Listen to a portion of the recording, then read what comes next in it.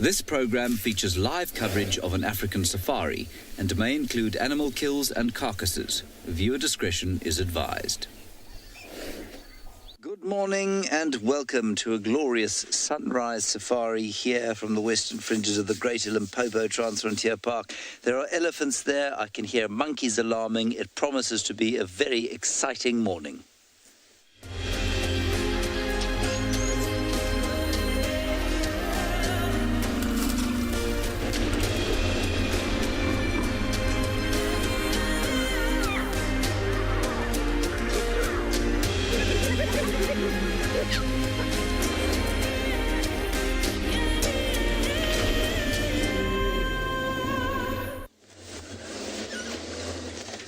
Right, my name is James Hendry. On camera we've got Niels this morning, and it's a slightly frenetic beginning because although we've got these elephants, there were reports of a leopard on our dam camera, which is the camera well in front of our dam, funnily enough.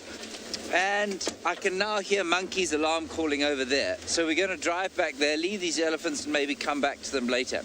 Please ask us any questions you'd like to using the email address kidquestions@wildearth.tv. That's kidsquestions@wildearth.tv. And for the first 45 minutes, only if you are under the ages of 18, may you ask us any questions. The rest of you will just have to button your lips and keep yourselves in control before sending through your questions 45 minutes from now. It's not particularly cold this morning. It's definitely been colder, but I really want to see a leopard, and so we're going to drive with a great haste back towards the dam cam and see if we don't get lucky there.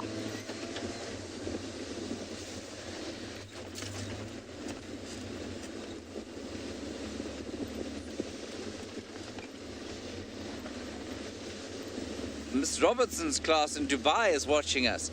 Of course, yes, the weeks it's slightly different there in the Middle East, so it's a normal weekday for you, isn't it, on Sundays? So you're all in class. Welcome. Lovely to have you with us. I hope we find you some interesting stuff. Let's now go down to Maputoland and the northern KwaZulu-Natal coast, well, just inland from the coast to the St. Lucia region, where Damon is waiting at and beyond Pinder to say hello. Good morning, everyone, and welcome to and beyond Pinder Private Game Reserve. My name is Damon, and behind the camera we've got Marcel this morning. And can you believe it? We managed to find a whole bunch of little lion cubs with their mum.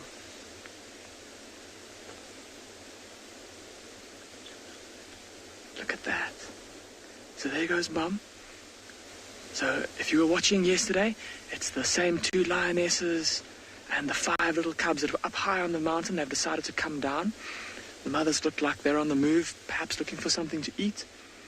And the little cubs are following along. So, oh, look at them playing in front of us.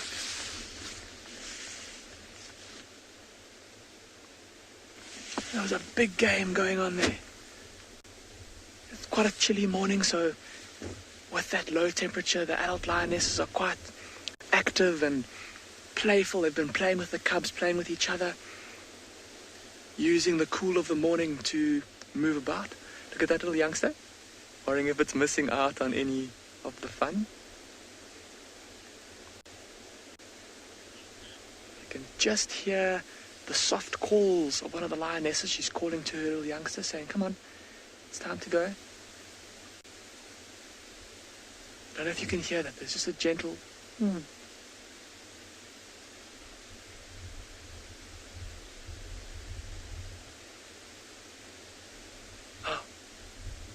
There he goes.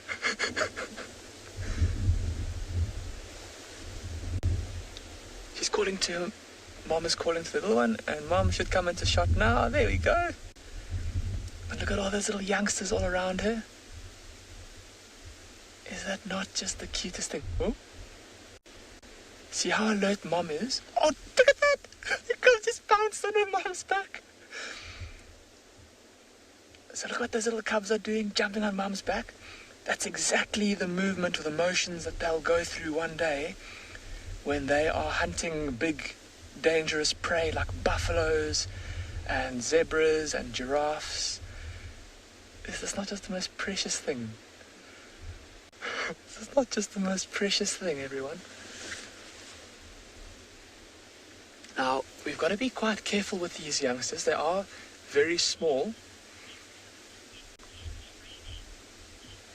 Lisa, you saying that these cubs look like they're in training? Absolutely, Lisa. Everything that they do in terms of their play for now is going to be preparing them for one day when they're big like their mothers and they've got to catch their own food.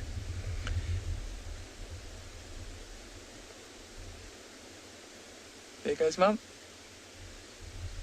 So these two lionesses off together with their 5 little youngsters. We've spoken about them quite a few times before and how they kind of left the rest of their pride to have their babies, and they still haven't joined up with the rest of the lionesses.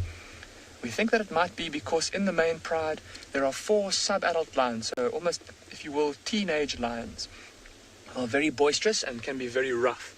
And so these lionesses don't want to have their tiny little cubs exposed to that just yet.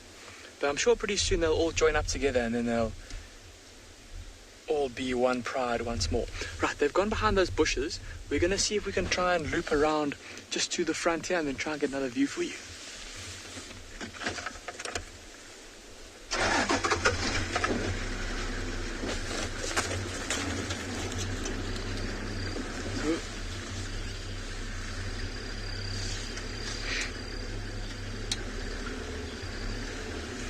Maternal.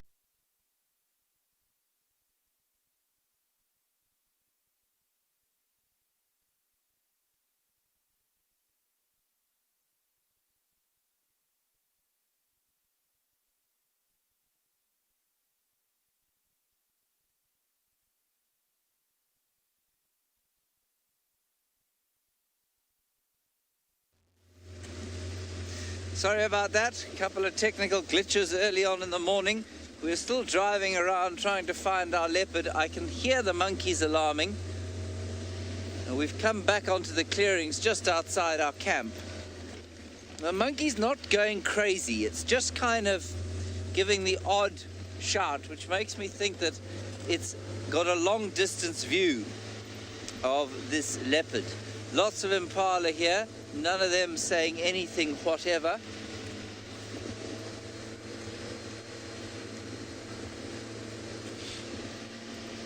So we'll speed around this side, basically back to our camp at this stage.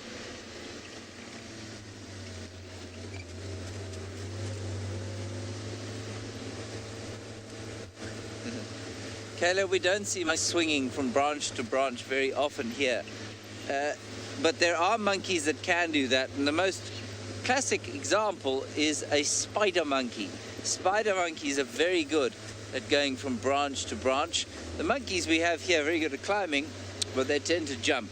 They don't do that classical swinging from branch to branch. That's more the spider monkeys, which we don't get here. Let's see if we can still hear the monkeys.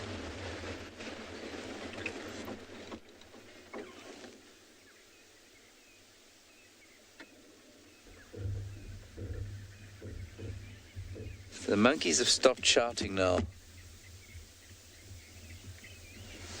There's a leopard somewhere here. But where is anyone's guess at this stage? Let's quickly drive down here. Maybe it's come right close to our camp again. There are no tracks here.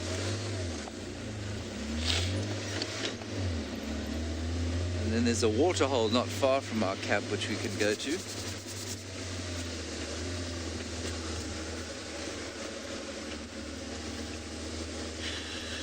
All right, let's go back to Phinda. Apparently Damon sorted out his technical problems.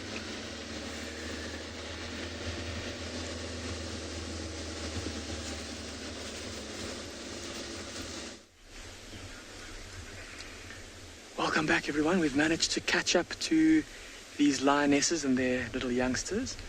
Now, Again, apologies for that. We seem to have lost signal in the middle of my answering your question, Matteo. You were asking how often these little lions will have to eat. Matteo, I was saying that at this age, we estimate these lion cubs to be a little bit over, or kind of between 3, maybe closer to 4 months old. And at this age, they're going to be feeding mainly on meat that their mothers kill for them. They might still supplement their diet with a bit of milk, in which case the milk they'll probably get a couple of times a day. But in terms of meat, their mothers are only going to be killing prey, if they're able to fill their bellies, that is, every 2 or 3 days, depending on how big the animal is that they kill. Look at that little youngster, and then jumping up on mum's back again. Look at how playful they are.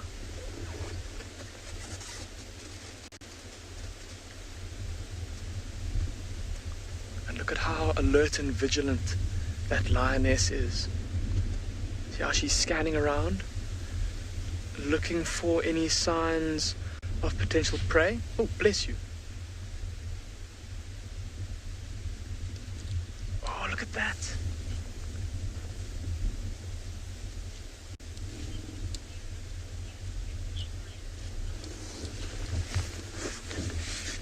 Okay, so there's a question about which lions these are and which pride they belong to. So we've shown you the mountain pride quite a few times, the 2 lionesses with the 4 sub-adults. And these 2 lionesses and the 5 youngsters belong to the same pride. They just, as I was saying earlier, haven't rejoined with the rest of their family because of them having those young cubs. And then we suspect that they're just a bit kind of apprehensive about bringing these 5 youngsters into the rest of the pride with those boisterous sub-adults. But I'm pretty sure now, seeing how these cubs are moving around and how playful they are, it's not going to be long before the whole pride reunites. And then it's going to be, do my maths quickly, 13 lions in the pride. I think that'll be quite fun to see.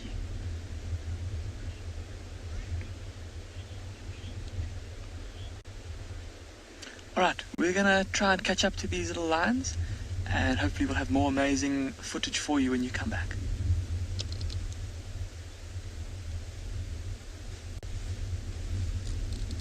Good morning, everyone. Welcome to And Beyond Ngala. My name is Barney, and I have got Owen behind me as a cameraman for the day, and we have just been hearing sounds for the morning of the pride, and we just got to them. They are still up and active. It's still nice and early in the morning. We will spend most of the time just following them and see what they are about to do for the day. So quite interesting. I haven't seen all of them, so I haven't seen the Ross males yet, but it looks like most of the lionesses and the cubs are here.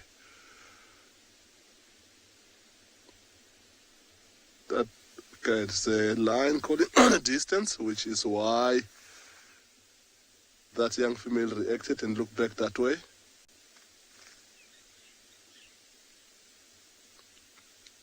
Looks like they're quite full of energy this morning. They just walked away from a buffalo carcass that they had yesterday. They finished that overnight. Went and checked that spot. There's absolutely nothing left. There's just vultures, which are most likely to finish whatever is left behind. So they're most likely to be moving away. The direction they're heading towards, they might go all the way down towards the river to go lie down there for a day and start digesting.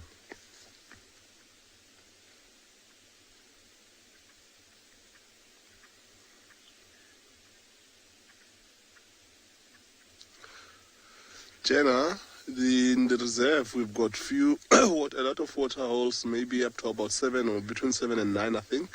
Majority of them are man-made, and they are being pumped. We're using underground boreholes to pump them just to keep the water for the animals. There's still some water in the riverbed that's already dried, so there are some puddles left still. So sometimes they have to move quite a distance to get to them, but they're nicely spread out throughout the reserve. Look at how cute are those 2 little cubs walking towards us right now.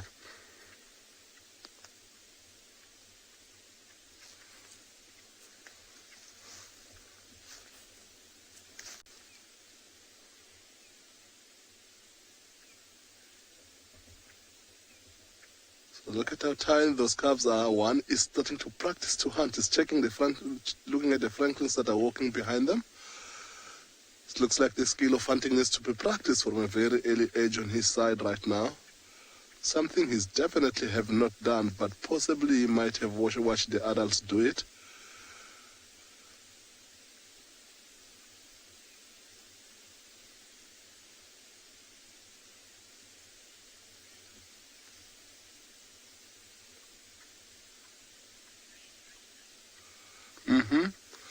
One thing they all have on their side that makes them even braver is the fact that they know that they can just take off and fly should that lion start going for them. However, that sometimes backfires. So look at how tiny those things are walking next to the mother there. Every now and again, not catching up speed-wise, trying to run and catch up with the rest of the pride. They're right at the back of the pride. Everybody else has already walked past us, but they definitely will be able to find them. I don't think they're too far behind us.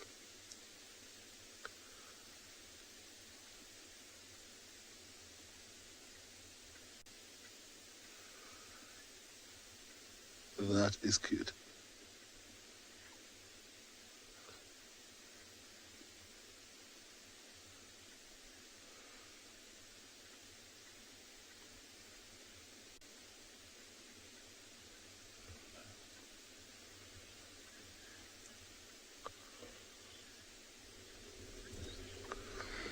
Rafa, yes, these two that you see on the screen now, these are the youngest cubs which are not white, but that is definitely a young female white lion.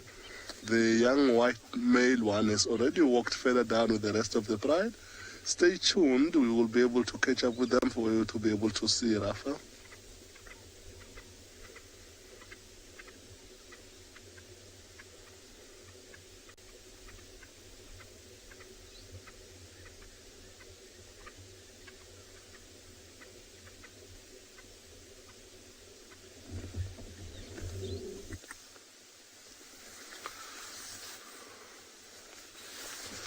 Cool, we're gonna start driving and try and catch up and see if we can go stop ahead of them again and let them walk towards us.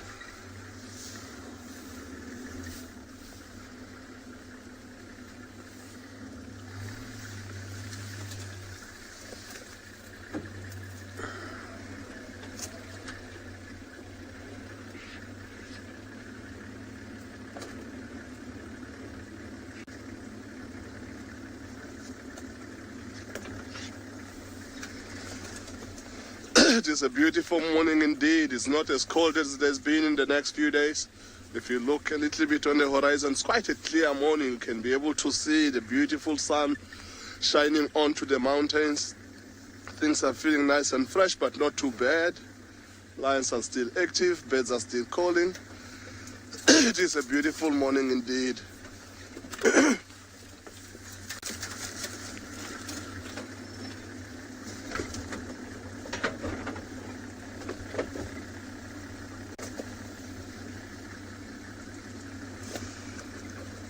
So we're gonna stick up with these lines for a while and see where they take us. We should be able to catch up with you at some stage today. Looks like it's gonna be a very exciting morning.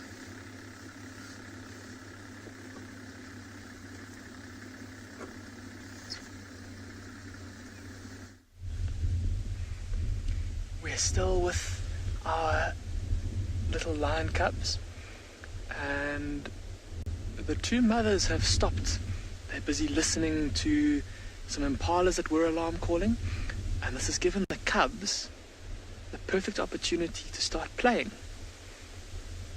Just with that bit of a break in the pace. And they've been chasing each other around and pouncing on each other, stalking each other. Look at that.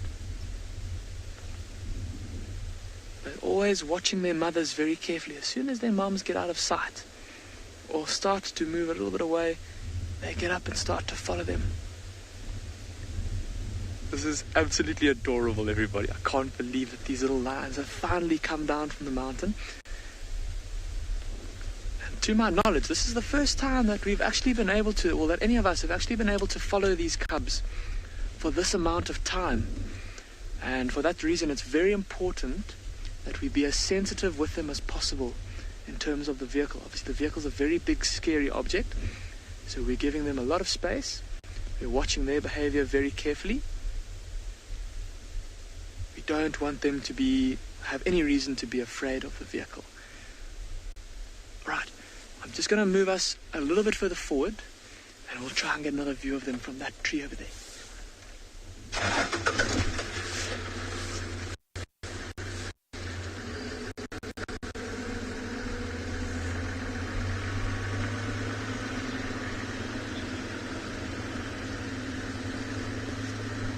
Oh, look at that, everybody.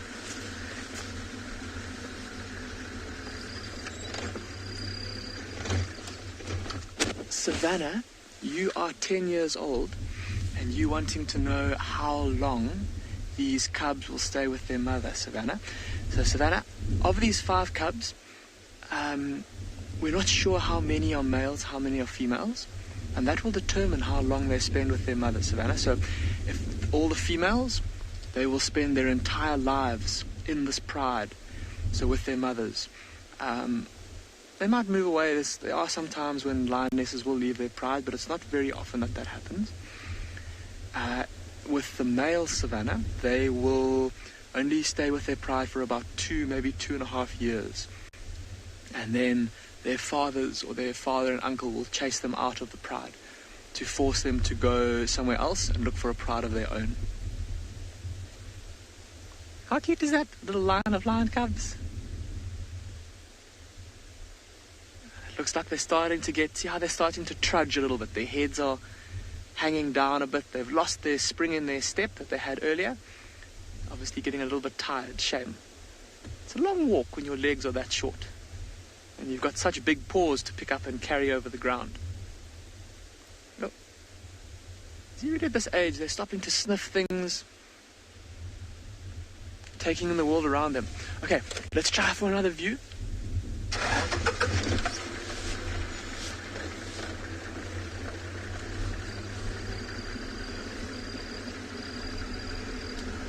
Alright, let's try and get one more view of these lions. And in the meantime, we'll send you across to Mike, who wants to say good morning.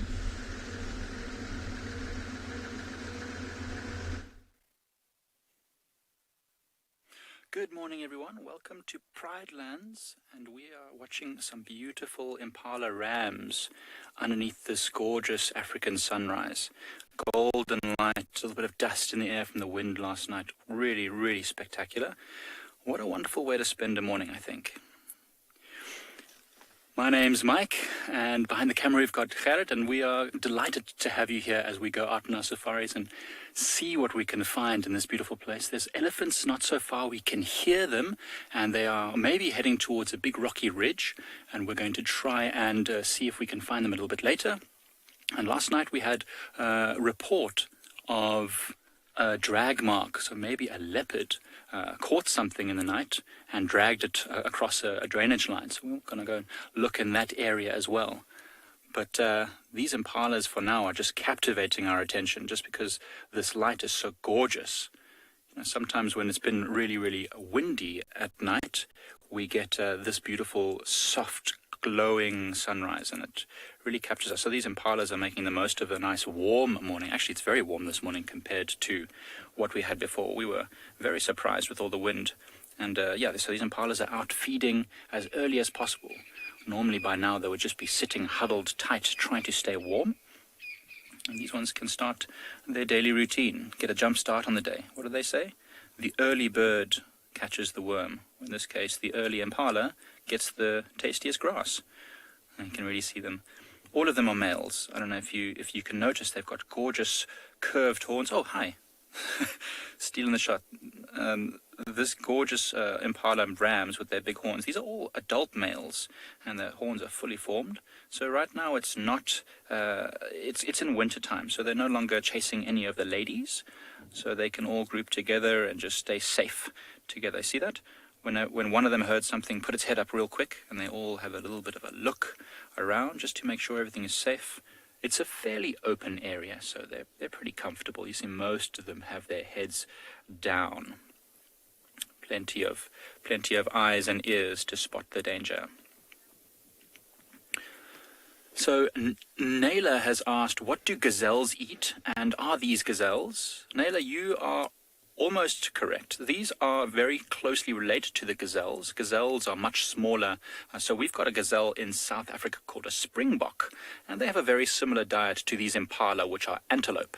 They're all very, very similar with what we call hoofs that are split into two pieces, cloven hoofs, and yeah, very similar, eating grass and little forbs or herbs, small green plants. Some might even eat leaves. So these impalas are mixed feeders. So they eat both leaves and grasses, depending on what is most nutritious at that time of year, which is tastiest. So right now, everything is getting quite dry. So you'll find that they might try and eat some of the leaves. Right now, they've found, obviously, a tasty patch of grass, so they're busy eating the grass. They've just come from what we call a drainage line. So, Naylor, the drainage line is a place where water flows into the dams and rivers, and there it's a little bit greener. So they might have been feeding on some of the green leaves, but right now they're heading out into the open to catch the sun rays and become warmer. So yeah, not gazelles, but antelope. So other gazelles that you might see on TV quite famously are the Thompson's gazelles of East Africa, and of course the springboks, which are the national animal of South Africa. That's really fantastic. That's a good link, though. It's well recognized that they're very similar. And if you can hear in the background the dawn chorus happening, we've got some crested francolin making a heck of a racket, just letting everyone else know that they are still here. They've made it through the night. They're still looking after that particular patch. The impalas also have been making a lot of noise until recently, roaring and snorting, telling all the other males about their territory. But as you see, these are all males, and they're all very relaxed with each other. They're not bothered anymore. No longer time for chasing the ladies. Farah, you are right. I mean, it's a great observation. The light is awesome, and that's why we stopped here, because we just thought, wow, it's not often that we get to see this. This is in the wintertime, maybe just a couple of times. Right, well, we're going to send you off to James at Djuma, who's apparently very cold, whilst we enjoy this lovely warm light.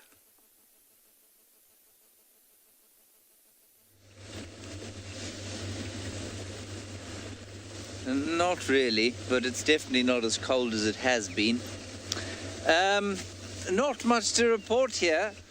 I found one leopard track, totally opposite direction from where the dam cam had said the leopard had gone.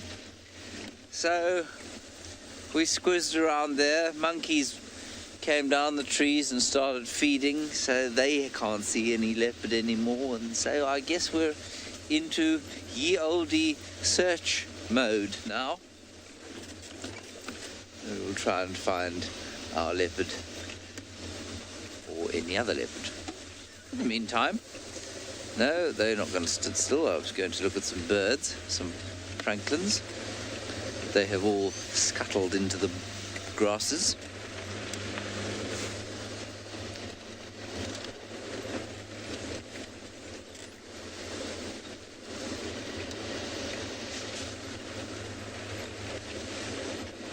But it's a lovely morning, I must say. I agree with Mike. I don't think it's going to be cold today. I think it's going to be very pleasant. It's nice and crisp. We'll do one more turn past the clearings around camp, then probably head towards the east.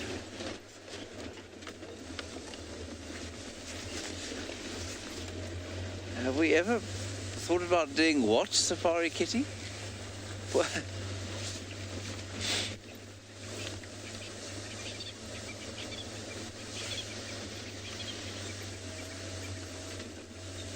Oh, putting cardboard boxes out because cats like cardboard boxes. No, I haven't thought about doing that. Maybe we should. Maybe it's as simple as that. Imagine we just popped a couple of cardboard boxes around in central areas of Djuma and just went to check those every day and upped our success rate from about, I don't know, how often do we see leopards, say 60% of the drives, up to 90%. Imagine it was as simple as cardboard boxes. That would be hilarious. We've got some squirrels up in that tree there, Niels.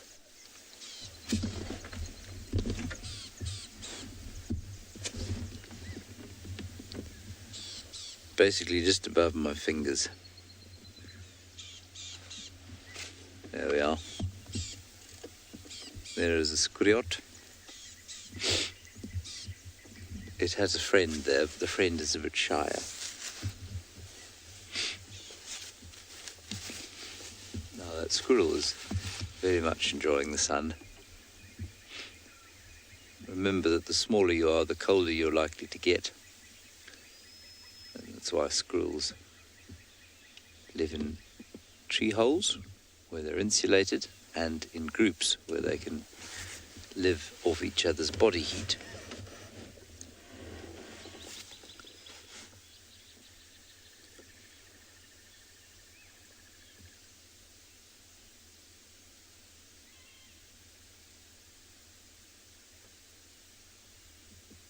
Typically subdued winter dawn chorus.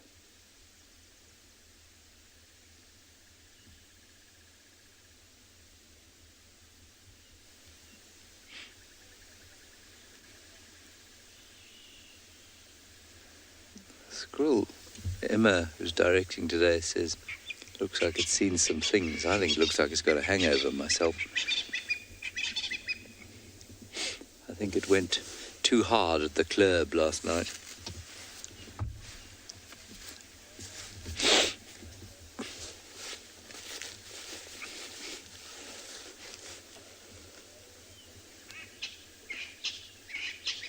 He's enjoying the sound of the dawn chorus. And will probably shortly go back inside to have his morning cappuccino and read the Sunday broadsheet.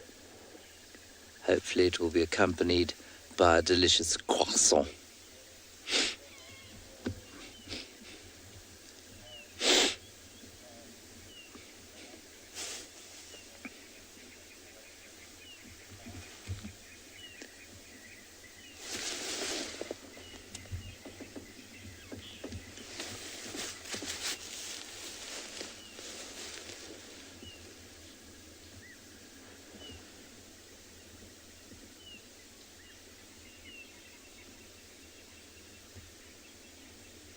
No alarm calling.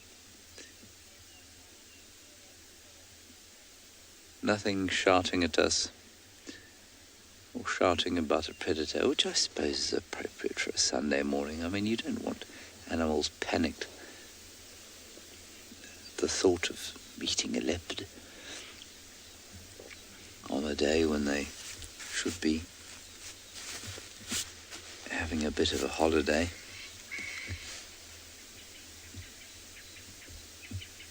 I always mention things like cappuccinos and croissant. I mean, for me, there's no better way to start a day than with a good fresh croissant and a good cup of coffee. I had a tennis biscuit instead this morning. Those of you who don't know what a tennis biscuit is, it is a commercially available sort of coconut and wheat abomination. Let's carry on.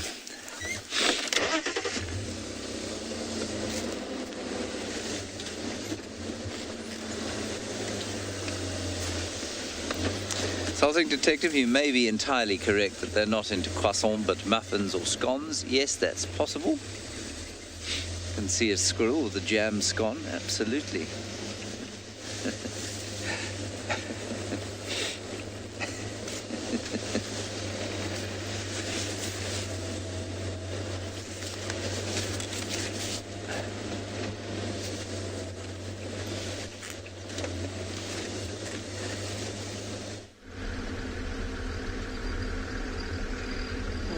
I think the thought of a pastry is quite nice in this chilly morning, but we've unfortunately had to leave our lions with their little ones.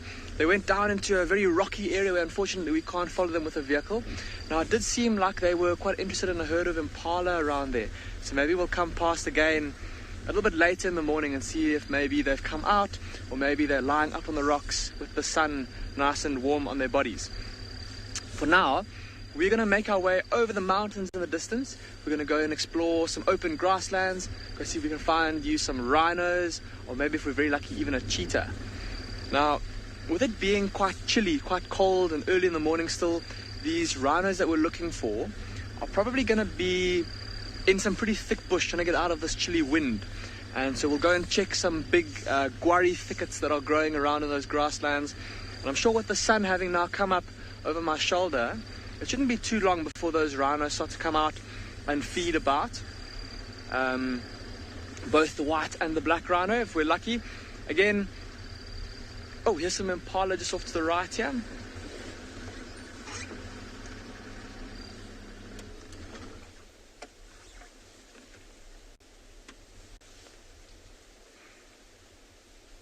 Ooh.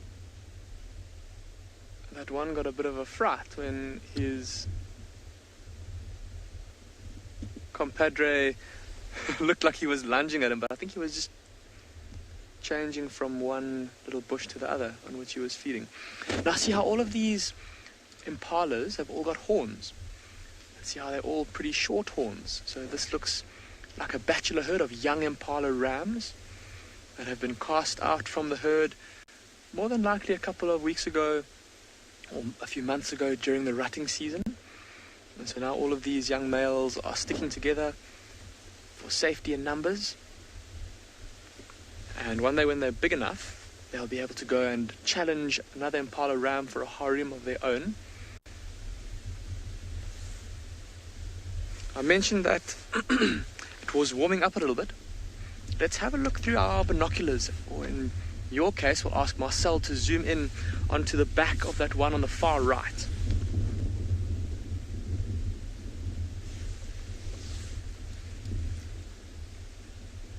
Can you see how the hairs are all standing up on end?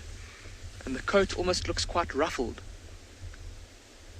like he's just had a wash. And if you've got dogs or cats at home, you'll know that look from when you've given your cat or your dog a bath and all of their hairs are standing up. And that's to help this impala to keep warm in this chilly wind.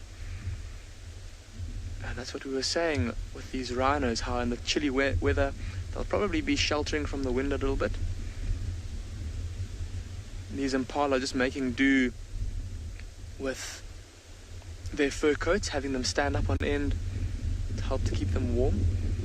Is that also just a beautiful scene or a beautiful image, that especially that middle impala there? Lovely to see that change in color from the dark red on the back to the lighter orange in the middle, and then that pale cream color on the belly. And look at how jumpy they are. Every time one kind of lifts his head to move it to the next piece of grass or the next little bush, he gives one of the other impalas a fright. And often in these little bachelor herds, these young rams will spar with each other, which is basically just play fighting.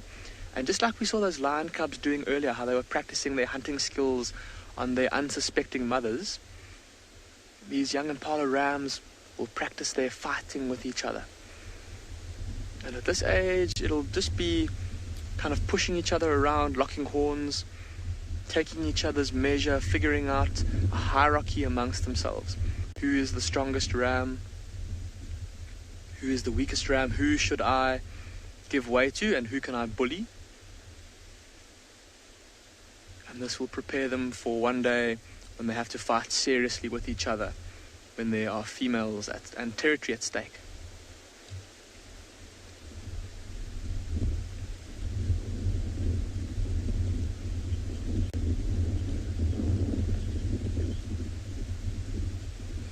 Alright, we're going to leave these impala to continue with their grazing and see if we can go and find those rhinos that I spoke about earlier.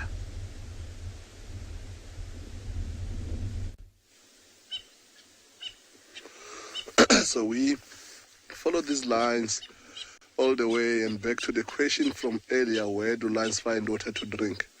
So we got these lions walking away from that pen, but we didn't really realize what was going on, only to find that there was no water in that pen, so it looks like it hasn't been pumped for a while. So they walked all the way down to another small water hole that they are busy drinking. So majority of the adults have walked down towards the sand in the riverbed, which we're possibly going to lie down there for a nice light to warm up. And the rest of the cubs are still playing out there. Look at those two chasing each other like that. Seriously important for them. But you see them doing, they haven't participated in any hunt as yet. But it's so important for them to practice play like that and practice how to hunt, because that is something that the skill they're going to need later on in life. Looking at these tiny little cubs, the bigger siblings are trying to play with them, but the dangerous thing there is that sometimes they don't know that this one are much, much smaller, how they need to be gently and stuff, and sometimes it results quite badly where they end up breaking them. But these little cubs are quite feisty. They fight back, and every time the bigger cubs try to play with them, they're not really interested in playing with all of them. It's like they know that can be dangerous for them, and they always try to stick together as the two brother and a sister there right in the long grass.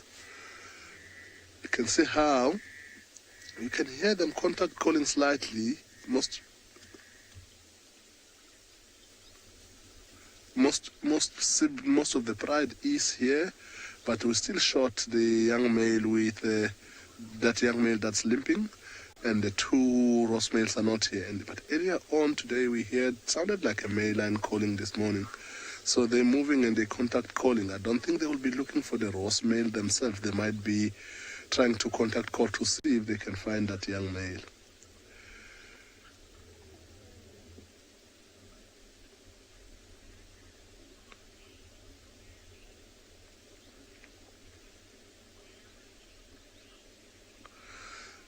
So the Ross males are the fathers of these cubs. So this pride is living in at least a quarter, maybe to half of the Ross males' territory. However, the males have got a much more bigger territory because they've got few other prides that they control. So it's not only this pride that the Ross males have in their territory.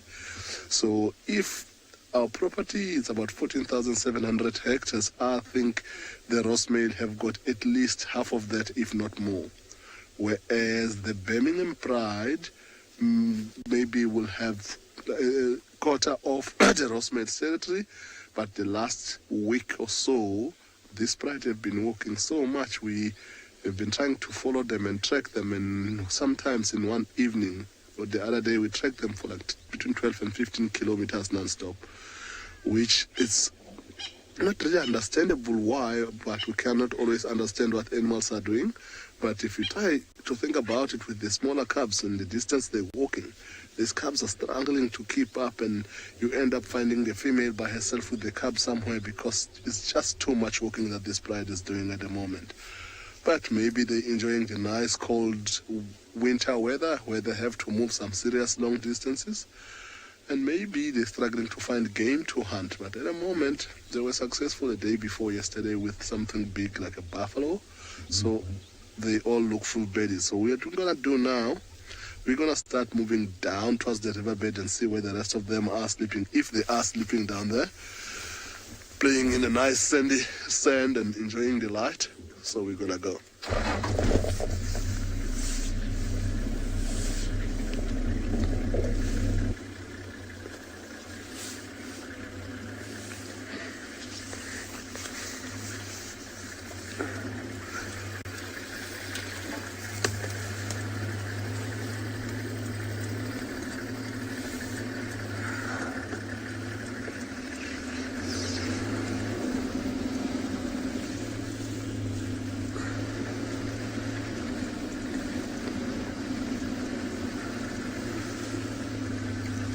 Hello.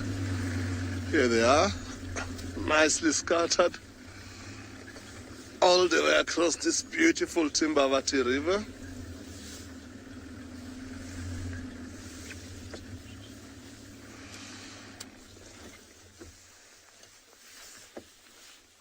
Wonderful morning indeed. It's beautiful to actually see lions in such an open area in a nice sandy, without any grass blades distracting your view. And it looks like they're all facing towards where the sun is. It looks like they're wanting to warm up a little bit after such a cold night. You can hear on the background the grey go-away birds. It's just spotted the lions and they decided to warn everybody else about this danger that's around. So being a predator or being a lion is such a difficult thing, in particular because all the herbivores kind of work together, including birds. If they spot a lion, they give a distress call which will warn all the other animals in the area. And lions relying on the element of surprise when they hunt, it makes it a little bit more difficult for them to stay neutral and be able to get close to what they're trying to hunt. So right now, they won't be too bothered by these sounds that the grey go-away bird is making, simply because they have just finished a buffalo early hours of the morning and they came down here to drink. So they're not looking for any hunting opportunity at all. But if they were looking for a hunting opportunity with all the noise that the go-away bird is making, all the other animals around, starting from impala all the way to the size of a giraffe, will be so alert and looking around to see what is this grey go-away bird talking about.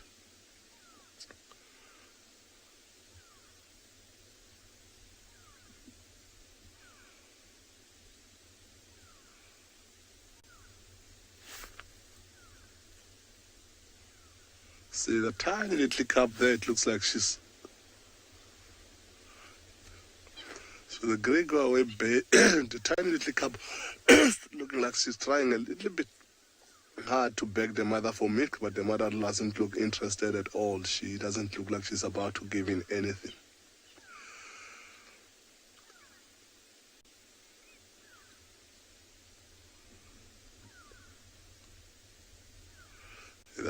It doesn't look like they're gonna settle here for too long, looking at the rest.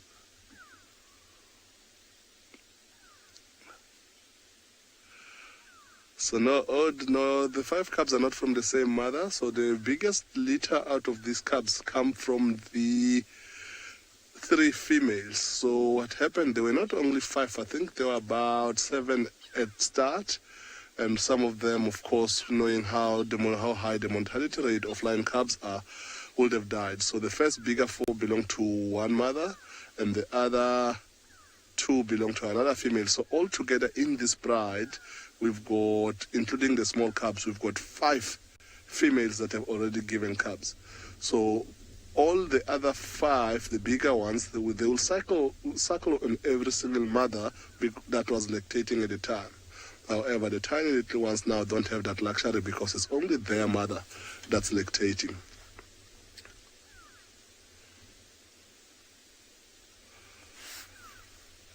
Okay, those cute little things playing. If you look straight where they are, they look like they're gonna climb that very steep bank of the Timbawati River to get onto the other side. As they go along, after feeding on a buffalo, they go stop, go to the bathroom, just making themselves a little bit light.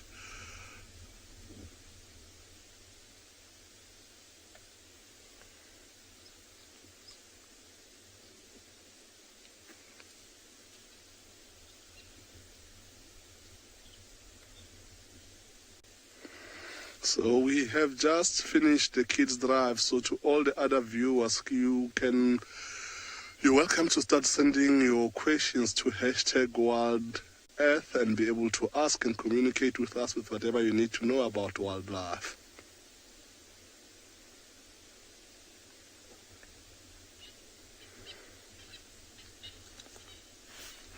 They're very playful this morning, still full of energy. Digesting that buff.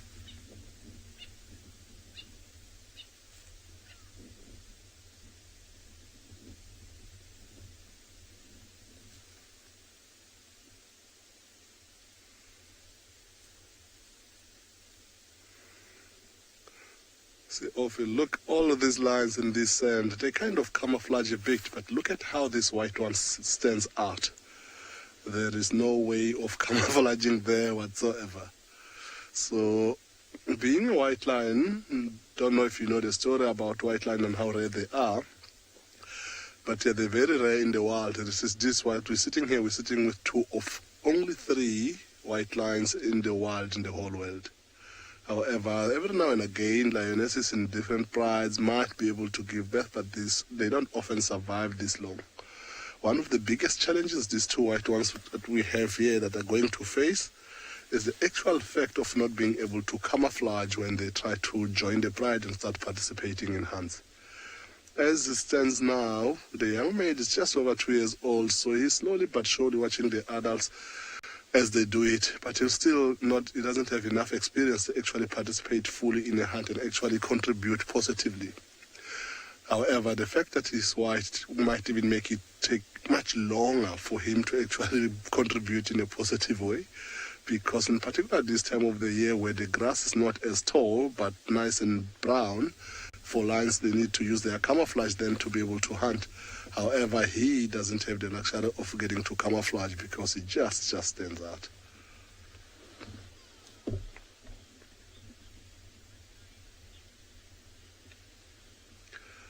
Kathy, the white lion within the pride, they don't treat them differently at all.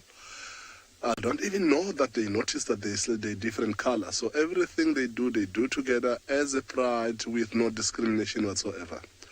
So they get treated exactly the same.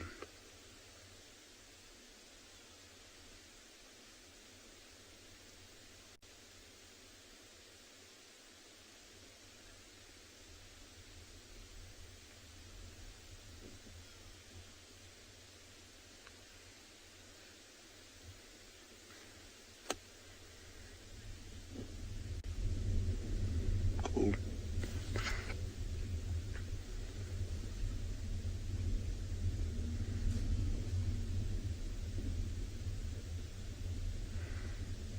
Look at how that one much more bigger cub is so playful and running up and down, just wasting a lot of energy this morning up and down that steep bank of the riverbed there, and the rest of them are just sitting down and watching right above to see what is about to happen there.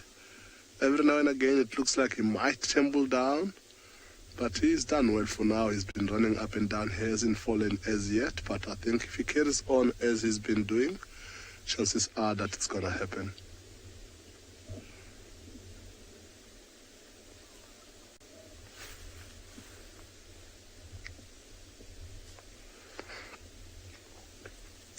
Look at how great his camouflage there up in that wall with just the grass. See what we talk about when we talk about the white one not having the camouflage that the rest of them have. If we know that we zoom slightly further, you can't even really see that there is a line up there if you're not looking carefully.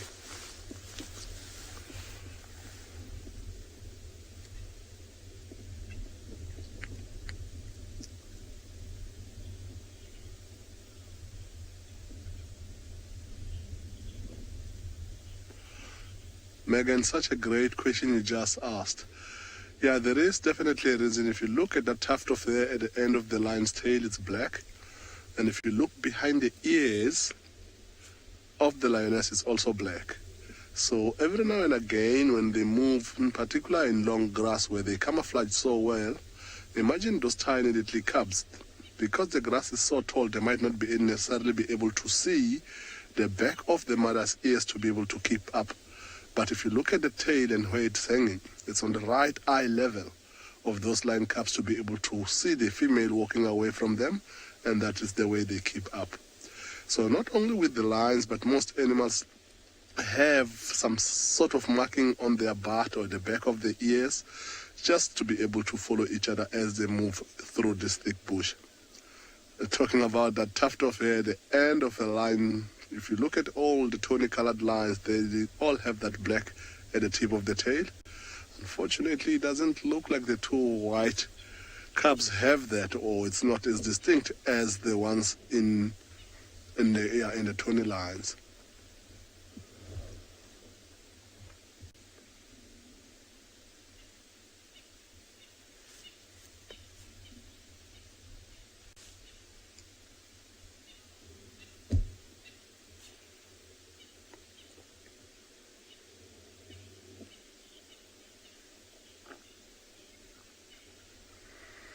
They are playing nice and chasing each other around without having to worry about getting tripped with the grass or some twigs. It looks like this for them right now is just a perfect spot for them to be doing everything they're doing. It does look like slowly but surely they think of leaving this riverbed and go towards the bank. I don't know if they are already looking for a shade to go lie down or they're going to carry on moving for a while. But we're going to stick with them in the riverbed now and watch them as they cross up. Oh, it looks like that one female going up that wall was a little bit of a hard work for her.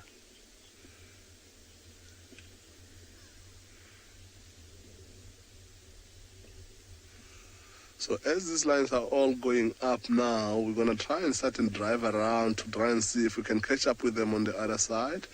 And if they're still moving, it would be nice to keep up with them until we see where they're actually going to settle for the day. It might even be better if we're lucky that we help them find, or we are with them if they find the other missing member of the pride. I'm going to drive around now.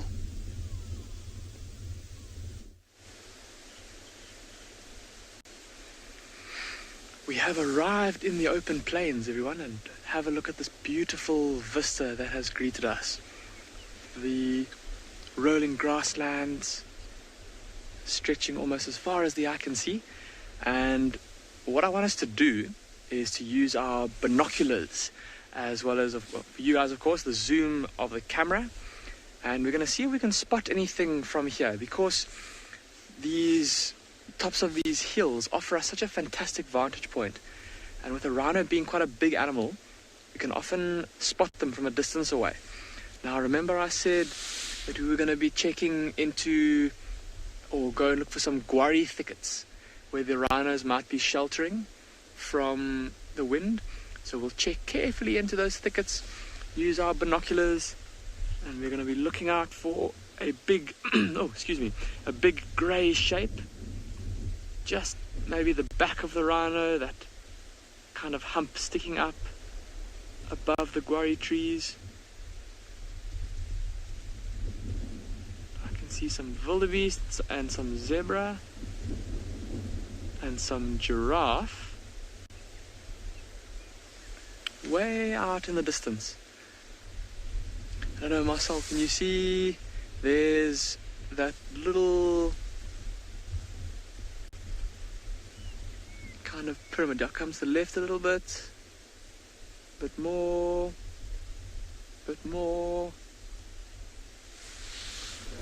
You got them.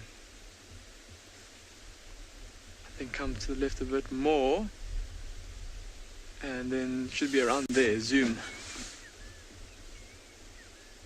to the left a little bit again. We're trying to see if we can find these giraffe for you.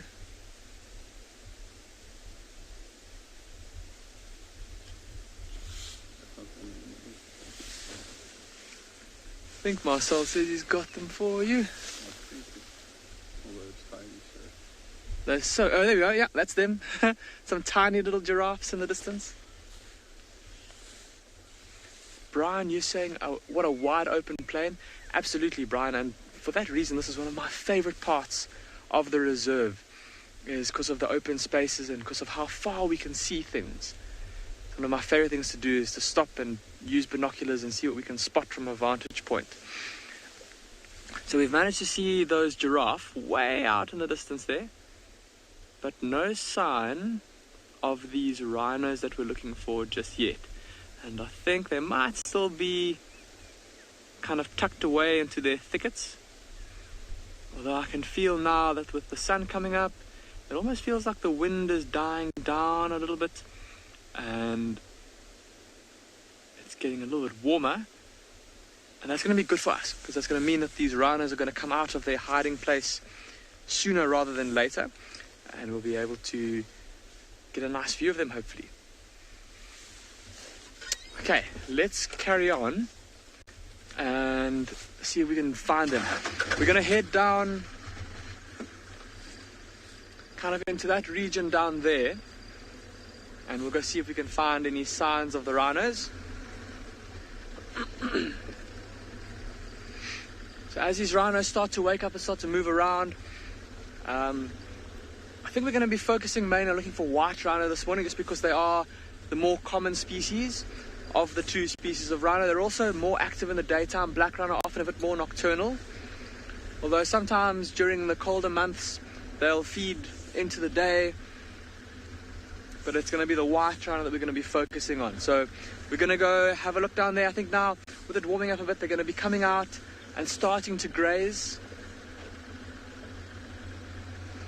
Peter, you're remarking about the incredible diversity of habitats that there are here at Phinda.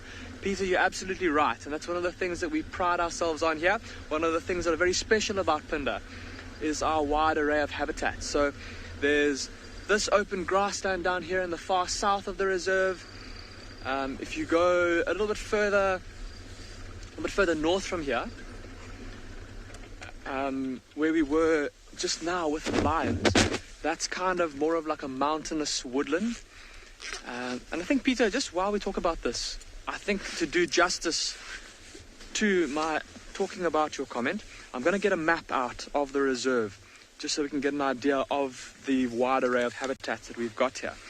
So there is a map of and beyond Phinda Private Game Reserve. We are currently down here in this kind of grey area, and the grey represents this open grassland that we're currently in. So see how the grassland is mainly down here in the far south, but then there's also scattered patches a little bit further north around Mountain Lodge, and there's also a patch far in the north of the reserve. But then look at all the other colours. So there's this green belt with the mountains, and that's where we were with those lions and their cubs this morning. And that's kind of a mountainous woodland. If you were to go to the river courses, see there's a dark green colour around the river courses, and that's kind of a riverine forest, so very big tall trees, lots of fig trees or lots of fruiting trees that attract lots of different birds. If you go a little bit further up, see there's this very light green patch here, and it even extends up here, but mainly in the north of the reserve, and that is a kind of habitat that we call palm felt, and it's dominated by those ilala palms. Some of you may remember I showed you one a couple of weeks ago. So yeah, very, very special habitat. And then if you get into the far north of the reserve, there's this region that is kind of illustrated by this salmony orangey color here, and that is sand felt woodland. So the soil there is all sand, like you would find on the beach, and it's dominated by big trees like marulas and silver cluster leaves and black monkey thorns, and also lots of monkey orange trees.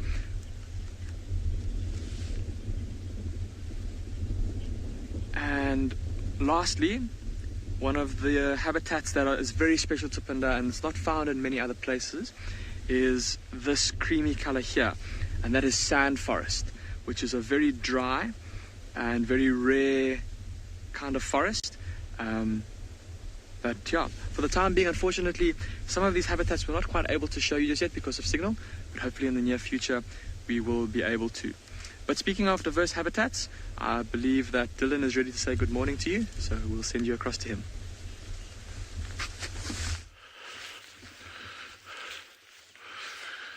Good morning, everyone, from another gorgeous day at Swala Kalahari. Look at that. Nothing wrong. Gendry is always on camera, and I'm Dylan. It is always a pleasure having you with us.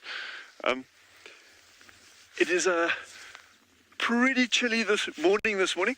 It's the actual ambient temperature is not as cold as it was yesterday, but there's a slight breeze that has really, really dropped the temperature.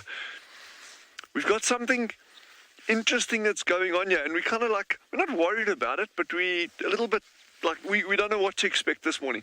So we've come back to the meerkat burrows, and you'll notice how smooth the entrance of some of these burrows are over here. You can see it's been smoothed over. And what's happened here is Veronique, our meerkat habituator, the lady that works with them all the time, she got here at the normal time yesterday when they would go down into the burrows, and there were no meerkats around. So this is interesting. We know they've got pups, so either they've moved the pups or they came in after she was here. So what Veronica's done, she's actually just smoothed the entrances of some of the burrows, the ones that we know they're using. So when we got here this morning, you could see if there's actually tracks going back into the burrows of the meerkats. There's nothing. There's nothing over that smooth sand. So it could be that possibly they actually had very good feeding yesterday when they went out during the day, and they've come back early. Or it could be maybe they encountered other meerkats and they came back early to make sure that the pups are okay. That is a strong likelihood of that. Oh, look at that sunrise. Look at that sunrise.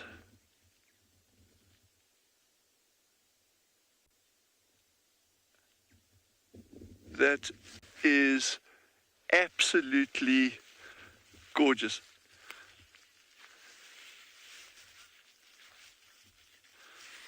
So butterflies said, wow, meerkats move dens. Yes, they do. And like I say, there can be a number of reasons for that. We know the horses moved because of the badger incident.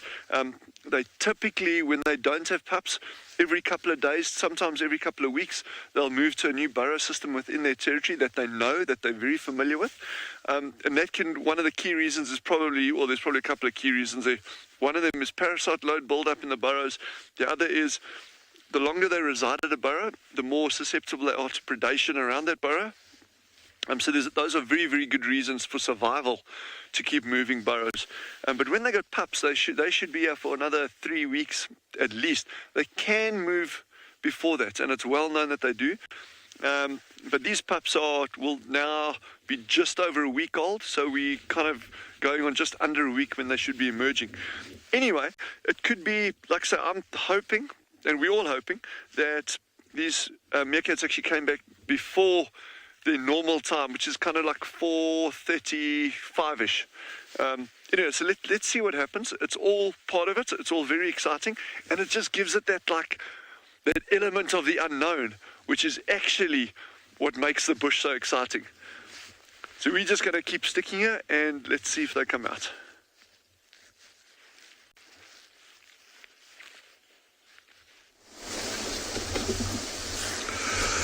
So look, they all came around just onto the riverbank.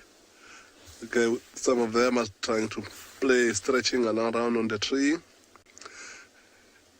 taking a little bit of a stretch. They've been looking up that tree. I don't know if there is a scent of some sort. Maybe there would have been a leopard that walked here and they're picking up that scent, because few of them, they come and they stood there, look up, and then now this one was trying to stretch and looking up again.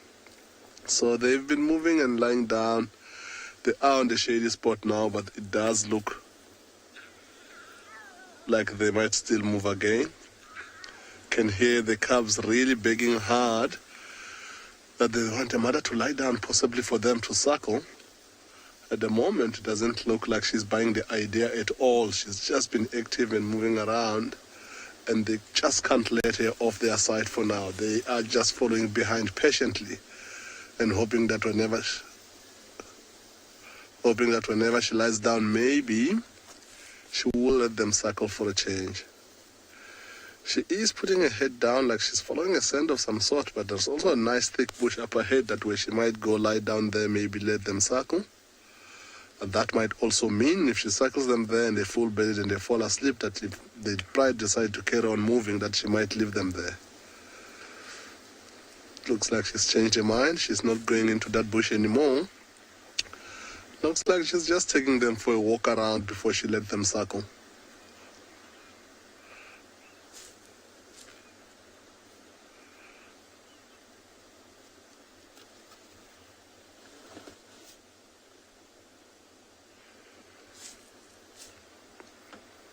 Get how she's walking, taking back right to where the rest of the pride is, and she goes and lie down. So what they're possibly going to do, they'll keep on moving straight towards her and go try and take a chance and see if she lets them suckle.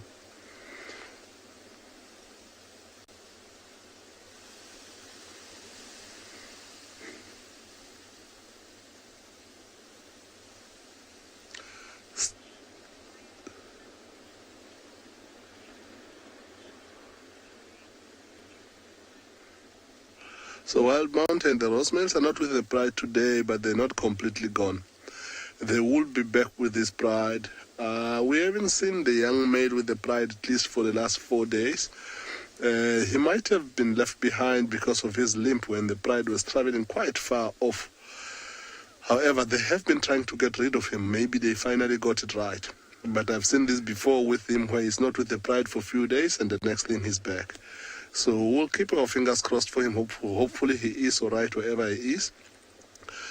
But yeah, it would be nice to see him and know what he was up to.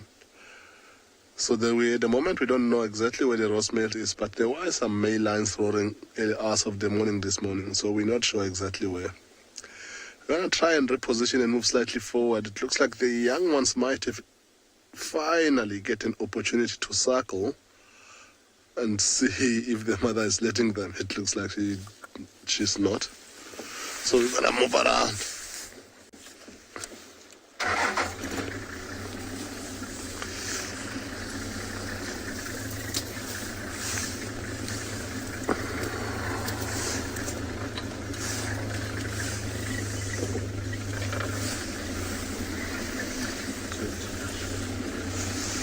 Are you finding it like that?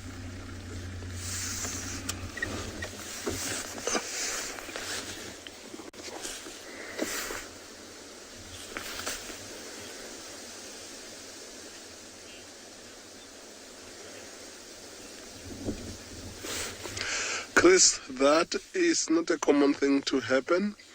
The males are much more powerful, and as hard as the females try, it's not an easy thing to do because those males will fight back. However, the females, in particular this lionesses of the Birmingham Pride, they're big, and for that male that we're talking about just now, for him to still be alive is because the females have been defending him. And the feroz males tried their best, but these females just kept on fighting them back, and that's how they managed to stay. But when it comes to food, it's a situation of life and death. Even the lionesses themselves, they're not really trying to fight to give the food to the cubs. It's each animal for itself. So when it comes to lion, when the food is involved, there is the word share doesn't exist. Even the mother will fight for her own space to get a piece of meat, and the cub will also have to fight his own battle to get himself involved.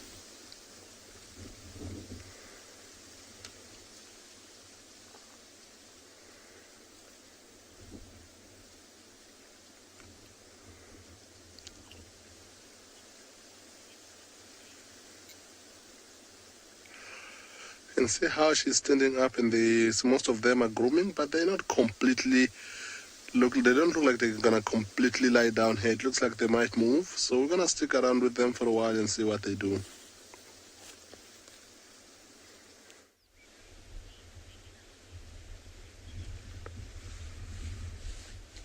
So we've dropped down now into the grasslands, and we're busy making our way towards those guarri thickets, and we've found a very pretty little bird. Have a look at that beautiful little white collar on the back of his neck, on his shoulder, and his black back.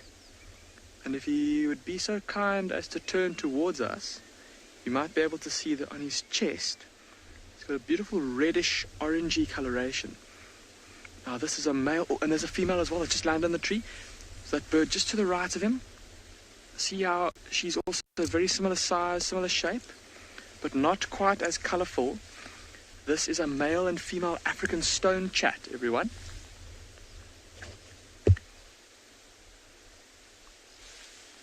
Very busy little birds.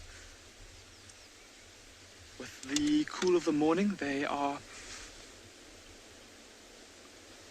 flying around busy feeding. They'll be looking for little insects that they'll spot from their perches, and they'll then fly down, as that female did, onto the road or into the bush to grab the hapless, unsuspecting insect.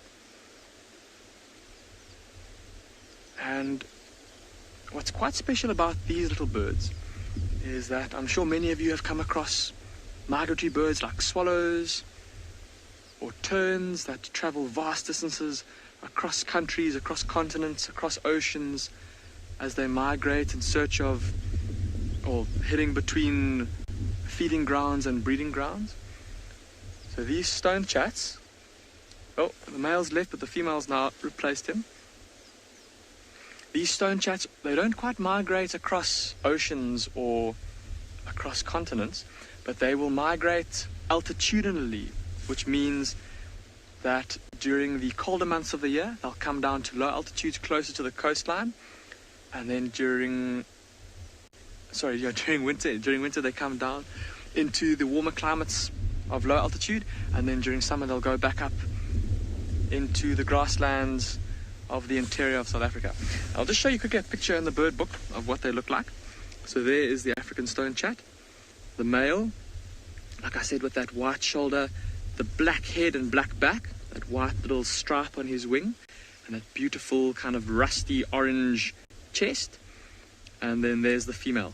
So a little bit more drab in coloration, but also a very attractive little bird. So amazing to think that these little birds, they're only about 14 centimeters long, so about that long, and they'll migrate up and down the escarpment in South Africa.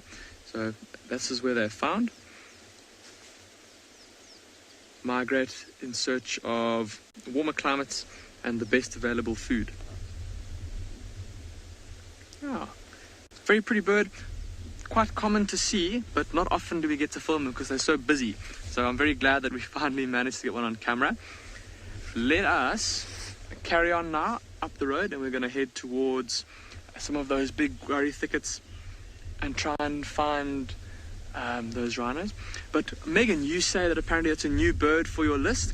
Megan, I'd love to hear that, and I would love to hear what your bird list is on for if you've got a wild earth bird list. I did say the other day we were going to try and get you as many new birds from Phinda as possible. We spoke about the diversity of habitats that are on our reserve, and with that comes a very large biodiversity of bird life. And we're hoping to show you as many new bird species as possible. Let's carry on though.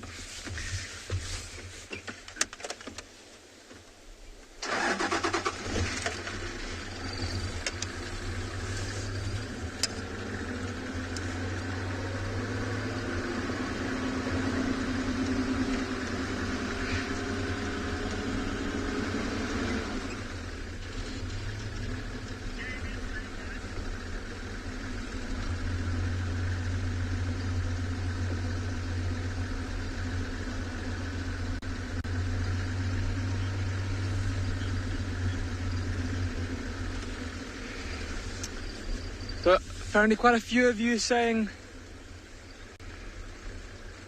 that it's a new bird species for you for wild earth. And Peter, you're saying that you hope to see an African broadbill. Oh, stop the car, everybody. This is one of my favorite birds, Peter, so I'm going to take a bit of time to talk about it, just because it's such a special little bird. And I mentioned earlier that we've got that very special habitat up in the north of the reserve called the sand forest.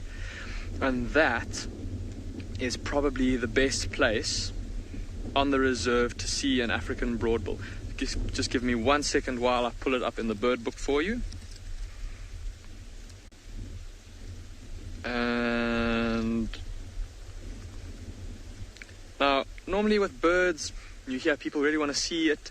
It's normally because they're super pretty or super powerful, or they've got some amazing feature. When you have a look at an African broadbill, initially, I don't know about you guys, but there's not really much to look at. It's a small, drab bird. It's also a similar size to an African stone chat, also only about 14 centimeters long. And when compared to the other birds that it shares this page in the bird book with, like this African pita, it doesn't really look like much. But it's got an amazing display flight that it does. And what it will do, here's even a little diagram that the bird book has provided us with. So the male will sit on a branch like that, and he'll then fly in a very tight little circle with his little white plumes on his back extended. And as he flies in that tight circle, he'll fly in a tight circle, come back to the branch, and he makes the most unbelievable sound. It sounds like an elephant trumpeting, and I'll try and do my best impression of it, but it kind of sounds like this. And then there'll be a long pause, and then again you'll hear, and and they normally call first thing in the morning and last thing in the evening.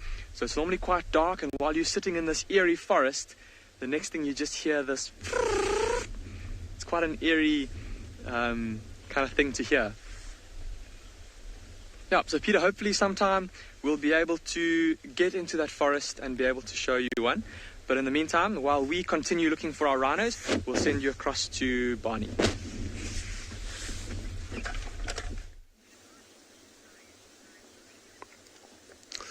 It looks like hard work finally paid off for the cubs. Eventually, the mother is finally given in. She's lying on the side, and you can see how the two of them are busy suckling at the moment. Every now and again, there is a little bit of a competition between the two of them, possibly competing for a teat that's possibly giving mama gland that's giving a little bit more milk than the others. But it looks like the squabble is finally over, and they're just enjoying their time and having a good suckling session before the mother decide that, hey, you know what, this is it. Because as much as she's lying down now, so as the rest of the pride, there is a chance that she might get up and let them off, because as tiny as they look, with their tiny little teeth, it looks like that one managed to have a full belly too quickly. It is quite painful on her side because they suckle, but every now and again they bite with those tiny little sharp teeth. Doesn't look like they were too hungry. They must have fed a lot on that buffalo for them. They only suckled for like three minutes tops, and then now they're off. So maybe the mother knew better that they don't really need much of this milk right now. But they were really, really persistent until she gave in. Looks like she might be really happy now that they finally went off.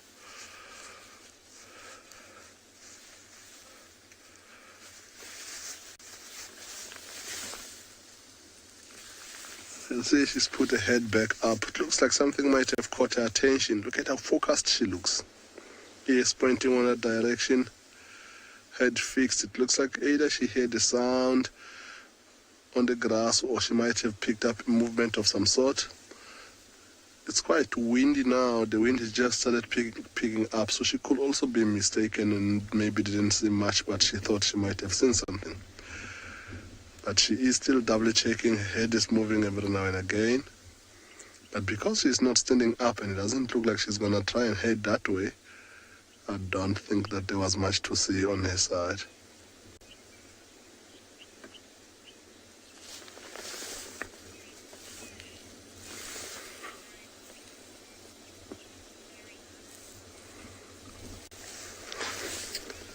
Yeah, lions are really, really adorable. And you're 100% right. In particular, if you see them start playing and grooming their babies, they really, really look like they're keeping that bond strengthened, and they really look like a family. And it's very important for them to watch that. Every now and again, rub off heads and a little bit of a grooming session like the two are doing right there now.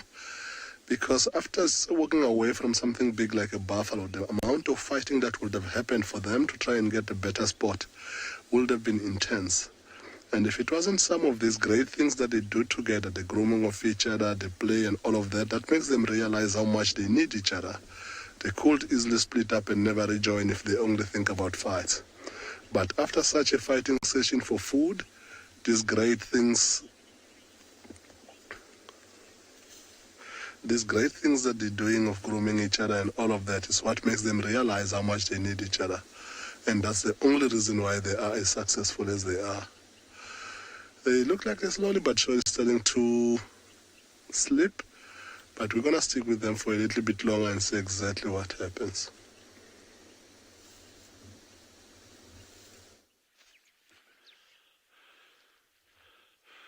So we have some very excellent news, very relieving news, that the meerkats actually have made an appearance.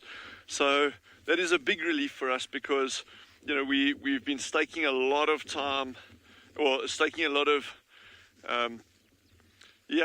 reputation on making sure we try to get these pups for you, and we're spending a lot of time at these meerkats. So I would have been pretty bleak had we got to this point this far along and found that we had somehow missed where the meerkats were going to. So there's the first two that have come out.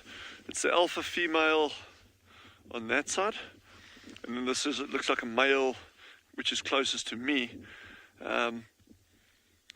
So let's see. I mean, it's still early in the morning. They've came out about five minutes ago. Yeah, so like I'm very relieved about this, and like I said, it is nature. Yeah, meerkats get eaten. We know this. Yeah, and this particular group is interesting because I mean these landscapes are massive. It's a vast area, and this particular group, we know where most of their burrows are, but we're pretty sure we're missing one key burrow system, and we've looked for it everywhere. The trackers have walked, the habituators have looked for it. So every now and again this group has got a habit of like disappearing off the radar for a couple of days. So yeah, that's the $1 million question there. So we'll keep tabs on them. So I'm just super chuffed that they did come out. And what is interesting now is, well, what went on yesterday afternoon that caused them to come back so early? Because they obviously came back, you know, before anyone was around here. So that was pre 4:30 in the afternoon, which is pretty early for them, even at this time of the year, to be back at the burrows. So and like I say, I mean, that could have been a pressure from a neighbouring meerkat group. It could have been a predation or an attempt at predation. It could even just be something good, like, well, maybe they had a really good foraging day and they wanted to come back to the pups. What we did have yesterday, and we saw that noticeably on our drives, is, and again this morning, the temperature started dropping very rapidly yesterday afternoon. And it could be possibly that this alpha female, having gone out, they foraged for the day and feeling this temperature change, came back. Because even though these pups are underground and the underground conditions are incredibly stable compared to above ground, but still there will be a lag effect with that reduction in temperature underground. So it could be that female just said, well, listen, let's get back. They need to be with these youngsters and suckle them and look after them.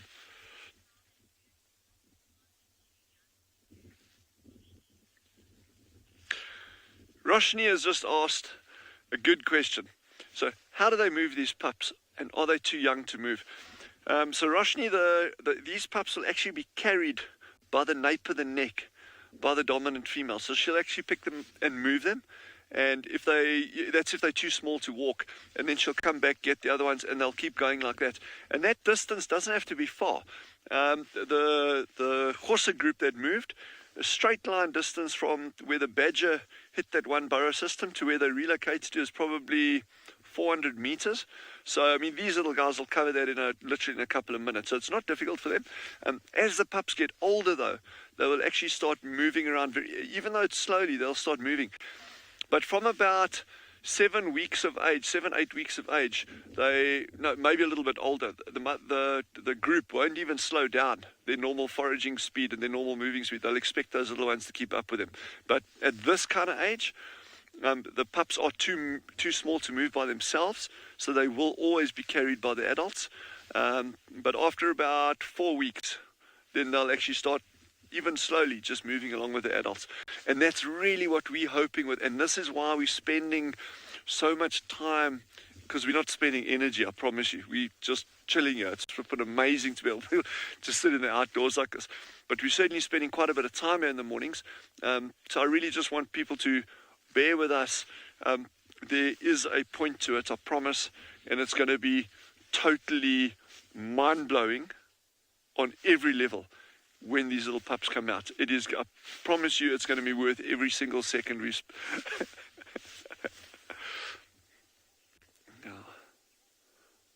And what a privilege. And like I say, to be able to bring you with us on these journeys. Jandro and myself spending time out here, and our meerkat habituators. I mean, it's such a special thing to be able to spend time, and not just with meerkats. You know, it doesn't matter whether we're sitting looking at a hole in the ground and nothing comes out. It's just being there, living in that moment, that is so important and so special. And we'll continue doing that, and sometimes it'll pay, sometimes it won't, but it's always good to do it.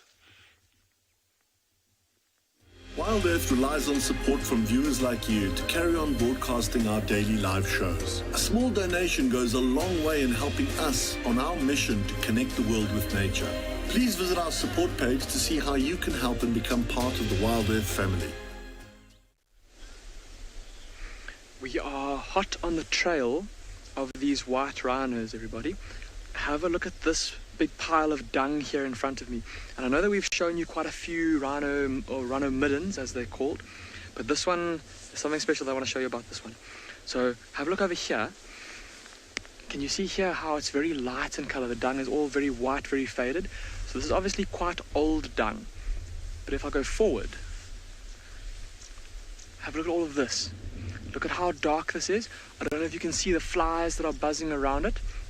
It's still wet. It's not quite warm, but it's still, this is fresh. So it just goes to show you how the space of time that these rhinos will use these middens for. And they'll come back and defecate on them time and again as the white rhino bull comes through his territory.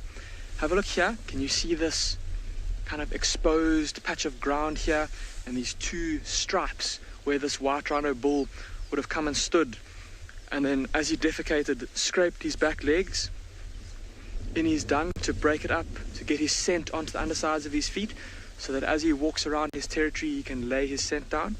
So with this dung being this fresh, I wouldn't be surprised if the dominant white rhino bull in this area came through here, defecated on his midden, and then carried on as he was patrolling his territory. Maybe going in search of a female coming into estrus, maybe going in search of food, just patrolling his territory. Just while we're here, I've noticed something pretty interesting just off to the left here. Have a look at this pile of dung here. Now, look at the color, see how white it is, so obviously pretty old. But have a look at these little mushrooms that are growing out of this dung pile. And we get a couple of different species of mushrooms that specialize in growing out of elephant dung or rhino dung. Exactly which one this is, I'm not quite sure. But amazing to see just how useful this dung can be. Obviously we know about dung beetles and how different kinds of birds will come and scrape the dung piles open to feed on the insects that are attracted to it, and also bits of grass seeds and undigested bits of plant matter in there. But amazing to see these mushrooms here too. Alright, so fresh dung. So these rhinos can't be too far away. Anna-Marie, you're asking if the midden's got a smell. Anna-Marie, it definitely does. It does smell, it smells like rhino dung. So it's got, it was just kind of just very similar to horse dung, obviously just a much bigger pile. Because it's basically just grass, it's just digested grass that the rhinos have obviously eaten and that's passed through their body. They will often also, when the bulls do deposit their dung on the pile, they'll often spray their urine too onto the dung pile, and that urine does have a bit of a scent at the start, but at least to human noses it's not something super strong or super pungent, not like a leopard scent mark that often smells quite distinctly like popcorn. Okay, we're going to carry on.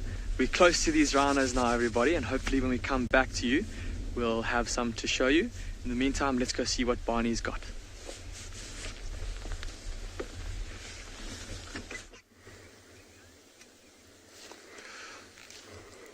Majority of the pride started settling down. Only a few young ones that are still got their heads up, with this white one looking super inquisitive.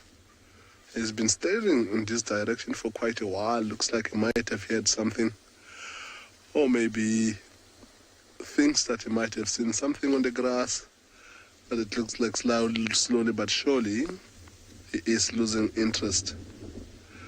You can see next to him is his other young male brother. They're starting to stick together quite a lot. You see, even when they walk and play, they're keeping an eye on each other. It looks like they know that later on in life, the two of them plus the other third brother, who I don't see right now, possibly lying flat in the long grass, are going to need to stick together and break away from here when that time comes. They still have a little bit of time to be with the bride and learn some things like hunting, which they're gonna need to do by themselves then. They are just over 2 years, so they're lucky they've got another year and a half, close to 2 years before that time comes. At least for the three of them, they've got each other's backs, that if they live together, if they're all still alive then and they live together, they've got a little bit of an advantage to help each other hunt. They're not as unfortunate as their brother who is missing here, who he was the only male from that litter that managed to survive. And of course, we don't know where he is, as I mentioned earlier, but wherever he is, let's hope he's well, because life doesn't look like it's too exciting for him being by himself, limping so that he's not as fast when it comes to hunting, and watching over his back on a daily basis that the housemates don't get into him, in particular without the mothers being there. But hopefully we'll see him again soon. You can see majority of these lines, except these two boys close to us that have got their heads up again, looking on the same direction as they were looking earlier. They look like they're starting to settle. Every now and again, you see one getting up if it's in a little bit of a sunny spot into the shady spot where most of the pride is. It does look like these lines are going to settle here for most of the morning. Unless, of course, something they hear that they're interested on. Earlier on, there was sound of the vultures mating close by, which they all took interest in, and they looked around, but they're already given up by now. So we will just stick with them for a little bit more, but if they all go to sleep, we might need to leave them and see what else we can find for you this morning while things are still up and active.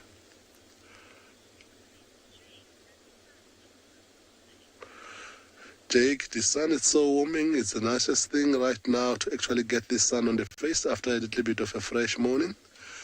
And it looks like some of these lines are enjoying that too, because one of them is lying completely upside down and exposes the belly. And it looks like the last one is also just moved into away from the sun, nice sun, into the shady spot. I think they're gonna be here for most of the morning for sure.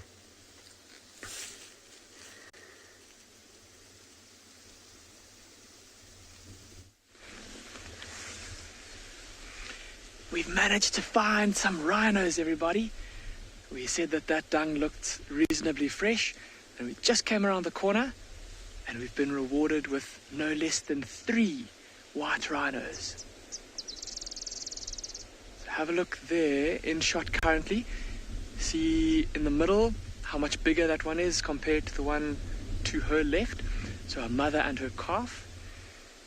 And just to their right, there is a large bull.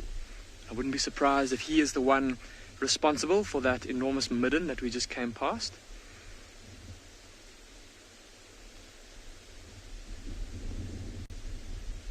And all of them, just like we said, with their heads down, busy grazing.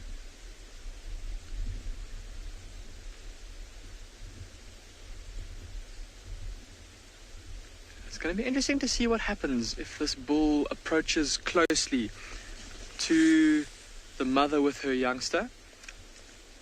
We've filmed it quite a few times how protective mother rhinos can be with their youngsters. They often don't take very kindly to the approach of a big bull.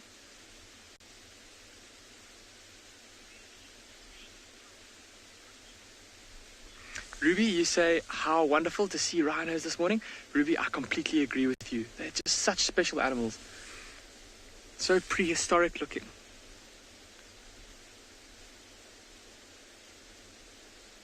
And lovely to have them in this beautiful morning light.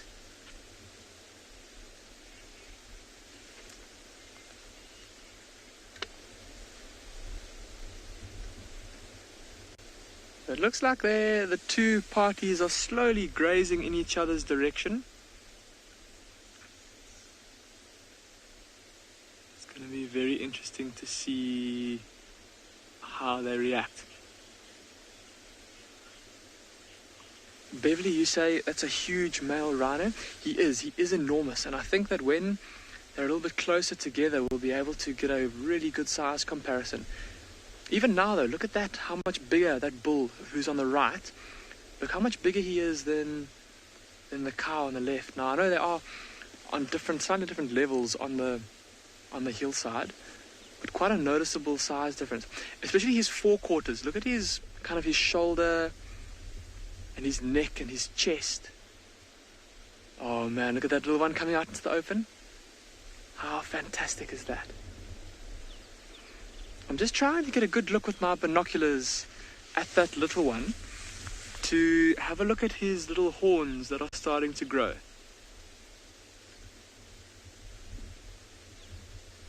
I was able to see that the front horn is growing quite a bit already, but I wasn't able to see if there was a back horn or the second horn growing just yet. And that's how we can, or one of the many ways that we can age a young rhino, is by looking at how much their little horns have grown. It's typically between 1.5 and 2 years that second horn, the horn closer to the eyes of the rhino, where that horn becomes pronounced enough for you to really be able to see it.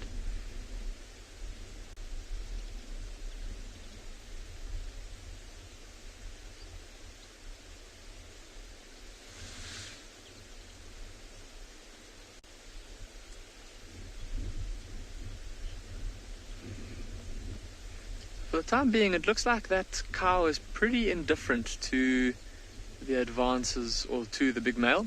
I think it's because he's not really showing much interest in her. And looking at that calf now, and I could see that little horn is, it's not really that noticeable. So I would estimate this calf to be about 1.5 years old, which means that mom is probably not going to be ready to mate for quite some time, and that's probably why the bull is not approaching super close to her.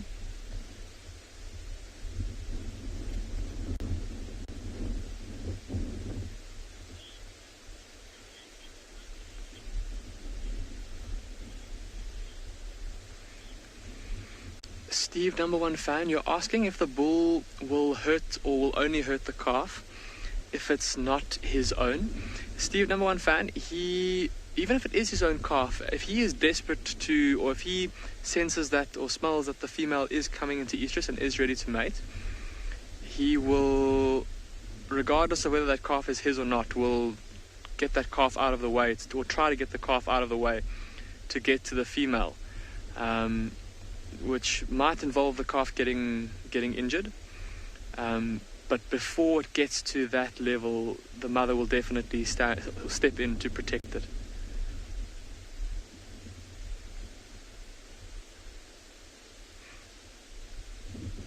And that being said as well, even if this calf is not his, because this female white rhino might range through a number of males' territories, while she might be in this bull's territory for now, she may have been many territories from here when she mated. So she may have mated with a bull from another part of the reserve, and again, it'll just be her protecting this youngster that will keep it safe.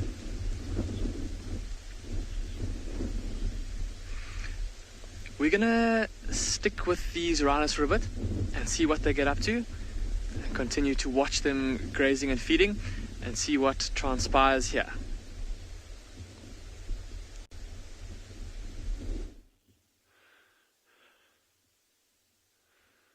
So there's a third little one that's popped up now, the one right on the left-hand side of weaving, and then the alpha female is the one sitting in the middle of that group over there.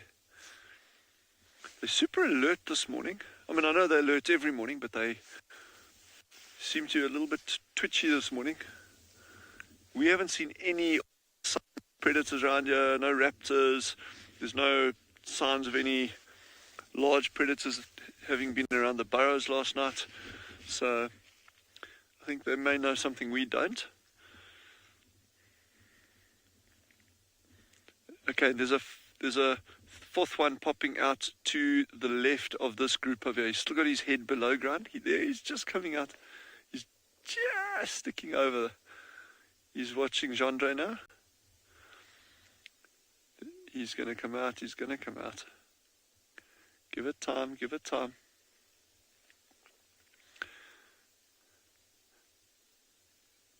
And when we actually started working with this group, this one that's just the top of his head is sticking out now. When we started working with this group, this was a very, very, very nervous animal.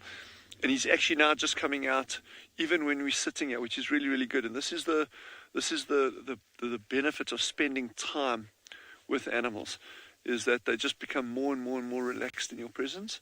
And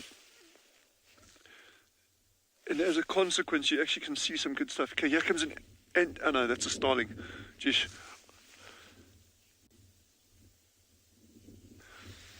So Debbie has asked, so what is a meerkat habituator? So basically, if you want to get an animal to become relaxed, okay, it's not like difficult, but it just takes time, and it takes a lot of patience, and it takes people that understand animal behavior and are prepared. And not all people are as observant as others. That is for absolute sure. And so our habituators are people that are super dedicated to it. They will come and they'll spend time with these meerkats every single day. And because meerkats are a very, very popular species for guests visiting these places to see, so we've invested a lot of time and energy with our meerkats into trying to get these animals to be nice and relaxed. And the only way you're going to get that right is by sitting around with the meerkats every single day. When they move or foraging, you can actually follow them slowly. We're not quite at the point with this group yet. That's why we don't follow them when they go out yet. That we'll start building towards that over the coming weeks, hopefully. But you really need people that are super observant. The key thing comes in, it's if these meerkats never move from this burrow, well, it would be easy. So, okay, well, they're always going to be here. Let's just come back here every day. The problem is they don't do that. What that means is you need someone that understands not just the meerkats, but this landscape that we're in, and that is prepared to put in a huge amount of legwork to actually keep walking, keep looking for new burrow systems, looking for bolt holes. And very often these are super obscure little things. Even a new burrow system doesn't have to be of this extent.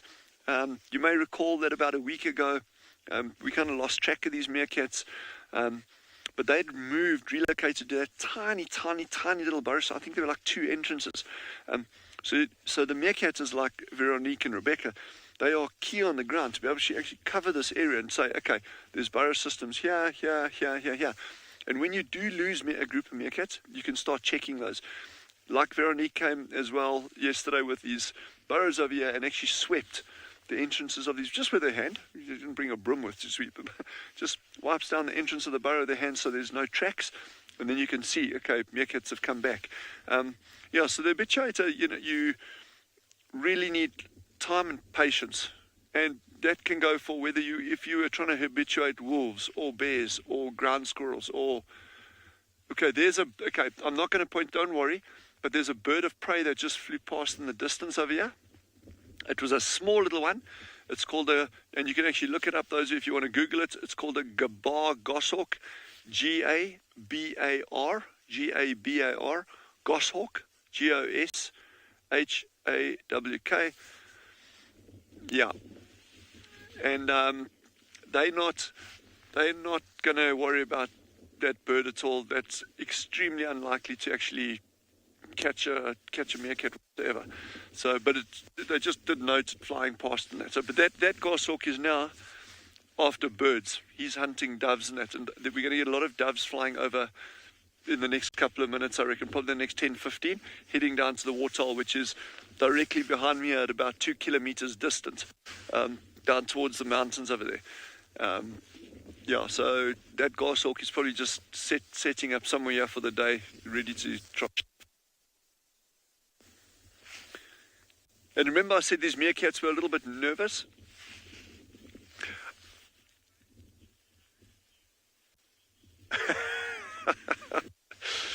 Deb said she's so desperate just to throw a GoPro into the burrow.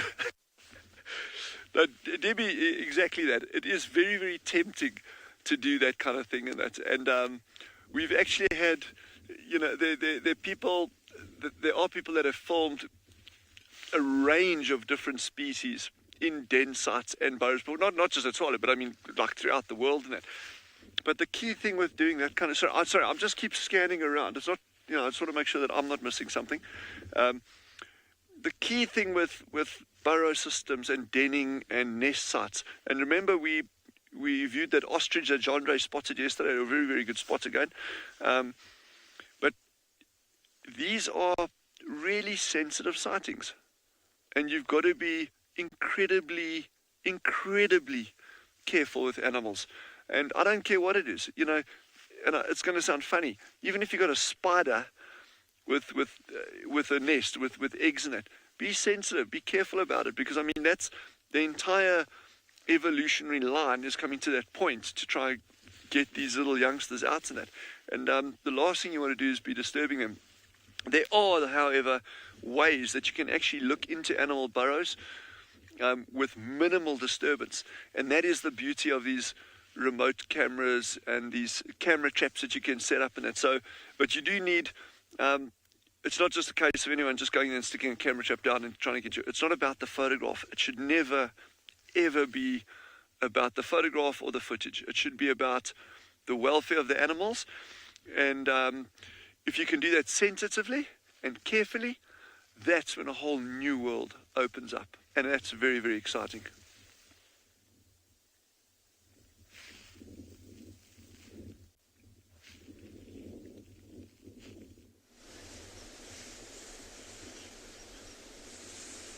We're still with our trio of white rhinos, everyone, and it looks like they've been joined by a little group of warthogs as well. Have a look on the far right of your screen. You might just be able to make out those little brown bodies following along behind the rhinos. Here they come. Looks like 3 little warthogs following along behind the rhinos. So just like the rhinos, these warthogs also would have had quite a late start to the morning. They would have been tucked up nice and warm in their burrows, and once the temperature warm enough outside, once there's a bit of sunshine, they would have come out and started to feed. And have a look at that grass around there. Now I know it's mainly grey and yellow in some places, but there are patches of green, and that's where both the warthogs and the white rhinos, both being grazing animals, that's where they're focusing their attentions currently, busy cropping up all of that lovely green grass. And just looking at this, pardon me, this little scenario reminds me of a story or a pretty fun afternoon that we had, I think at the end of last year. We went out looking for black rhinos, and we managed to find a mother and her very, very, very small calf, as well as a young sub-adult rhino that was just kind of following along for company and for safety in numbers. And we were watching them through some very thick bush. So we're just getting glimpses of the rhinos now and again, and glimpses of that very cute little calf. And we were eyeing and oohing and cooing at this little baby rhino because of how cute it was. And suddenly one of my guests said, "Oh my goodness, there's a second baby rhino." And we looked, and there was this little brown body, the same size as the first baby rhino. And we thought, no ways, this rhino's got twins. It does happen from time to time, but it is very rare to see rhinos with twins. I personally have never seen it in the wild. I was giving away my story, but anyway. So we were looking at these two, what we thought were calves, and suddenly a third little brown body appeared. And we thought, oh my goodness, no ways, it's triplets, this is impossible. How can there be 3 little baby rhinos? And then we looked a bit more carefully with the binoculars, and we were still not sure. And then eventually the 2 newcomer baby rhinos, in inverted commas, lifted their heads, and we discovered that it was actually 2 warthogs. So it was a baby rhino with mum, and then 2 little warthogs that had joined up. But for a little while, we were all completely sold that it was a rhino with triplets. We were getting ready to phone all the zoological societies and different mammal authorities around the world. Thankfully, we picked up on our mistake pretty quickly. That would have been a very embarrassing mistake to make. Luckily, I didn't call it in on the radio either. I would have taken endless ribbings from my colleagues here. I must also just, while we're on the subject of baby rhinos, I must apologize, everyone. I said something that I didn't mean to say a little bit earlier. I said that I didn't think that this bull was or would be that interested in this cow based on the age of her calf. And I take that back, because this calf is definitely of an age where, if just based on kind of the birthing intervals or the calving intervals of rhinos, this is definitely at an age where mom might be just about ready to mate again. So yeah, stay tuned, because maybe if that bull does move a little bit closer, there might be a bit of tension.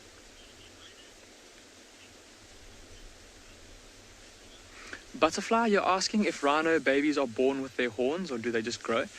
Butterfly, they don't have horns when they are born, but they do have the horn bed. So a horn grows, I don't know if you've heard before, but it is made of the same substance as our fingernails and as our hair, out of keratin, just much denser. And so it grows just like the fingernails or toenails on our bodies would. And so the little rhino is born with a horn bed, if you will, and from that bed the horn grows. So when it's born, it's just got a little flat horn bed, and as it gets bigger and older, that horn starts to grow. Look at that little calf is now greeting the bull. Look at that.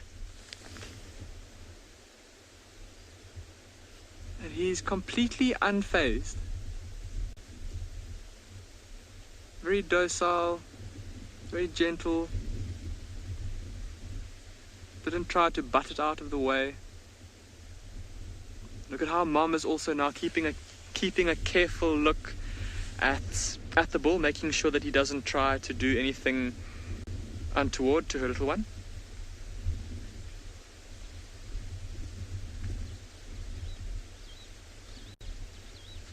And those little warthogs still in the thick of things, in amongst these rhinos.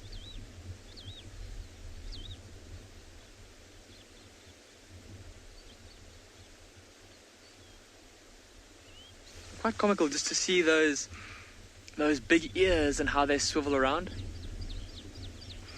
Jenna, you're saying that this is so sweet? It is. Little baby rhinos are terribly sweet little creatures. I mean, looking at what they turn into these great big hulking animals, which I suppose in themselves are pretty sweet too, but a little baby rhino is just so cute. The way that they kind of canter around and toddle around almost.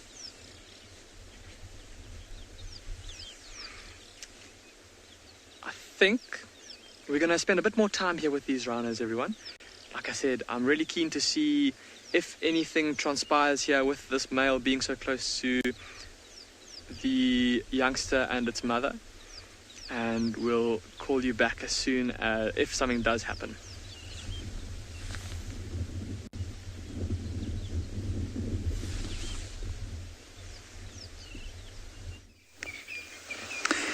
We have had quite a morning of it. The most exciting thing I found was not in fact this elephant, but a steaming pile of leopard scat. So steaming, in fact, when I put my hand over it, note not onto, but over, there was a sense of heat that my hand perceived. So excited I was. So much walking I did to see if I could find the leopard, but alas.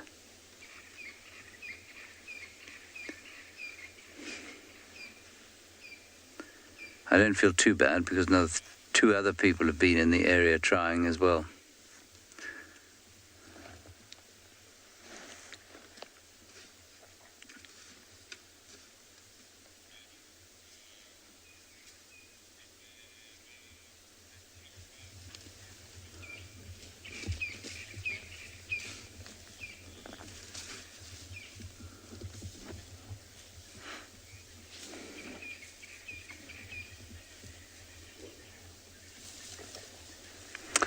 And many of you apparently sending your sympathies and condolences. These are not required. It's been a beautiful morning. I've had a lovely time walking through the trees, the dappled tambuti groves. I have no complaints whatsoever. And now we're sitting with a lovely elephant. And her tuskless calf, interestingly.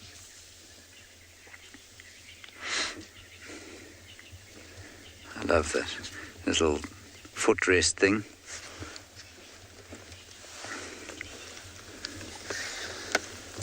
A most gorgeous morning.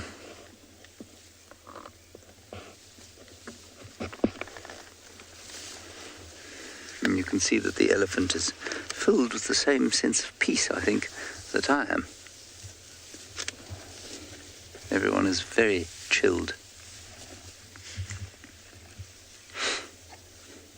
I suppose our viewers in Dubai or the Middle East, where, the week is different from in the Western world, where we have a 7-day week, I'm interested to know if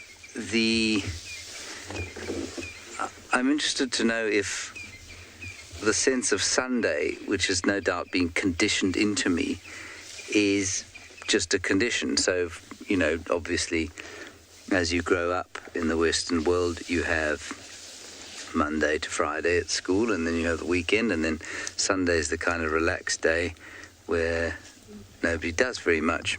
And I still get that feeling, even though the days are completely the same every single day here. There's no weekend here in the bush. And I often wonder if it's a natural human rhythm, that sort of 7-day thing, or if people who, and I suspect this is probably true, if people who live in places like Dubai or the Middle East, where I think there's a day off on Friday, I don't know, if people from there don't feel that same sort of Sunday feeling I have on their day off on the Friday, even if they don't necessarily have it anymore, if you know what I mean.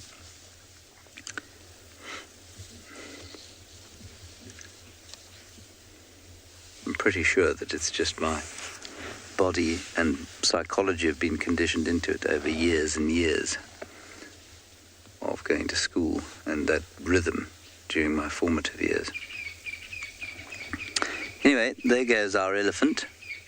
Someone was asking if I've ever seen an elephant walking holding its tail with its trunk. No, I haven't seen that. Alison, I've never seen that, I'm afraid. I would imagine the elephant would bump into something if it walked carrying its tail and its trunk.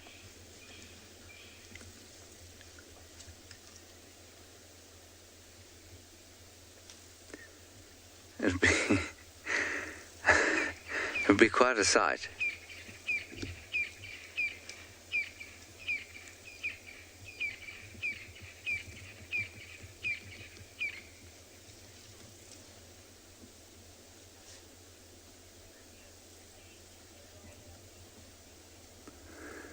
You're all now worried about getting the Sunday blues. I must say that's one great blessing of living out here. I don't get any Sunday blues anymore. It was one of my worst feelings. I don't know, many of you might have an idea of this particular program. It's a South African thing called Carte Blanche, which plays at 7 o'clock and has done for the last goodness knows how many decades on South African television. And its theme tune, which goes something like this. Da, da, da, da, da, da, da, da. That was a bad rendition of it. Immediately makes me feel the Sunday blues. A, because the subject matter in it is normally very depressing, and B, because it meant the weekend was truly over. Monday was on the way. We were going to have vegetable soup and have to do the homework we should have done on the Friday.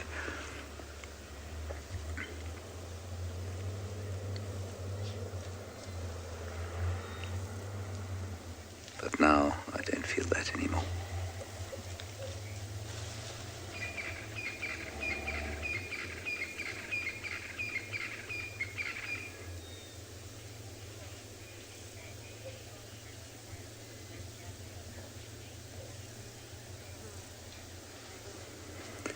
Let's go back to Pinde now, to where the rhino are also enjoying a peaceful Sunday breakfast.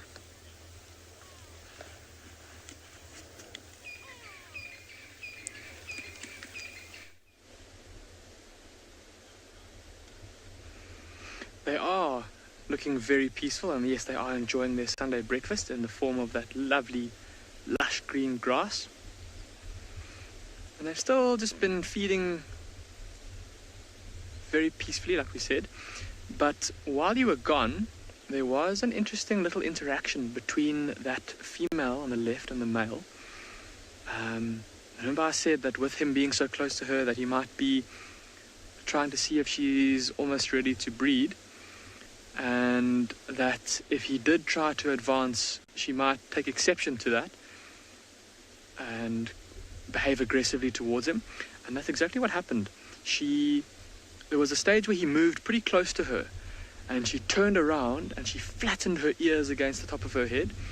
She didn't often, when rhino cows do that, they'll often in accompaniment to that body language of her flattening her ears against her neck or her head, she'll make like a bellowing, growling sound.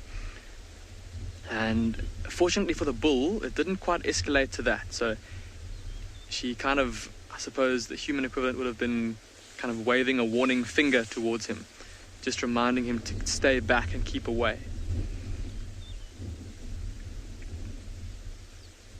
And it's almost like whenever she looks at him, he puts his head down and carries on grazing.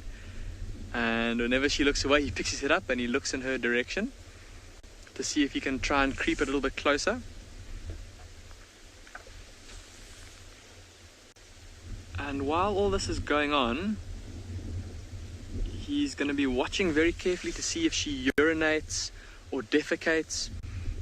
And if she does, he'll probably go straight over to that spot to smell her urine or smell her dung, because in her urine, in her dung, she might leave behind chemical traces that let him know about her reproductive status. But for the time being, he's keeping his distance.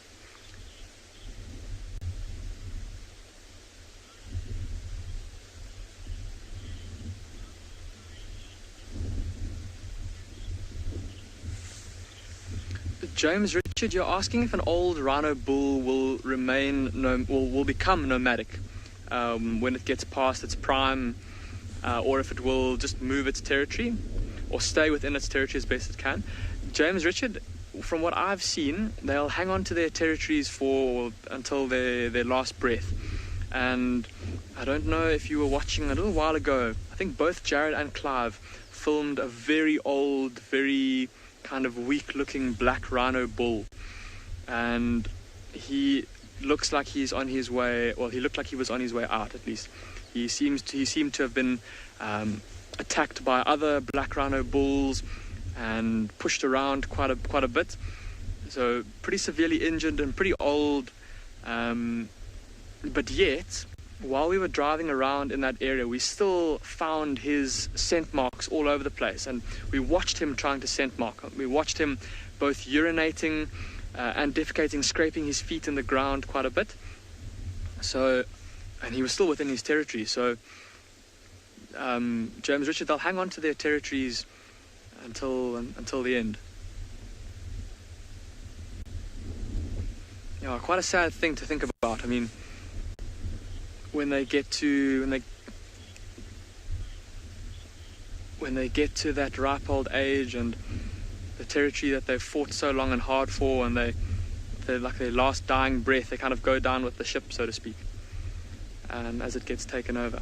Right, we're going to leave these rhinos and go and see what else we can find for you. In the meantime, we'll send you across to Mike at Pridelands to see what he's got for you.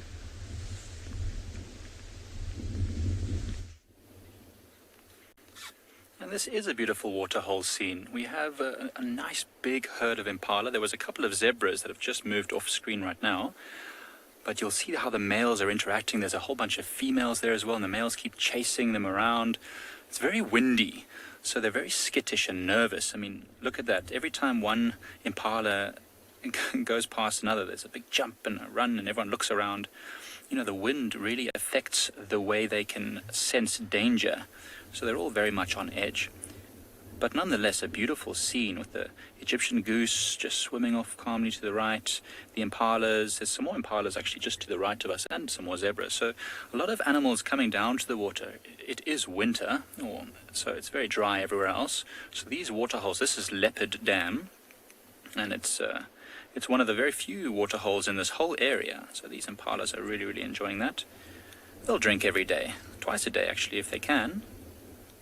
See, look at that male, right in the center screen there, trying to herd his females and keep them where he can see them. It's not really working though, they don't seem to be paying much attention to him. Or maybe he just wanted them to give him some space so he could drink. And there you see those two Egyptian geese just swimming in the middle there. Amazing, these impalas will come down. Oh, you can see the zebra as well, just in the background through the trees. Amazing, the camouflage. For an animal that's black and white with those stripes, people often ask me when I'm guiding, how is it possible that they can hide from danger? Well, you can see right there through those trees, it really breaks their outline. And you can, if you weren't really paying attention and looking carefully like I am, you'd probably miss them if you were just driving past. So really, really important to have disruptive patterns, not being solid. Even the impalas, actually, their three-toned coat, you can see it's quite dark on their backs and then paler on their bellies, and that helps them to blend when the sun is shining right above them. Makes them a little bit more difficult to see. Oh, that male is really grumpy, isn't he? Keeps chasing all the females. He doesn't want anyone within 2 meters. Social distancing, very important, actually. He's sticking rigidly to the rules.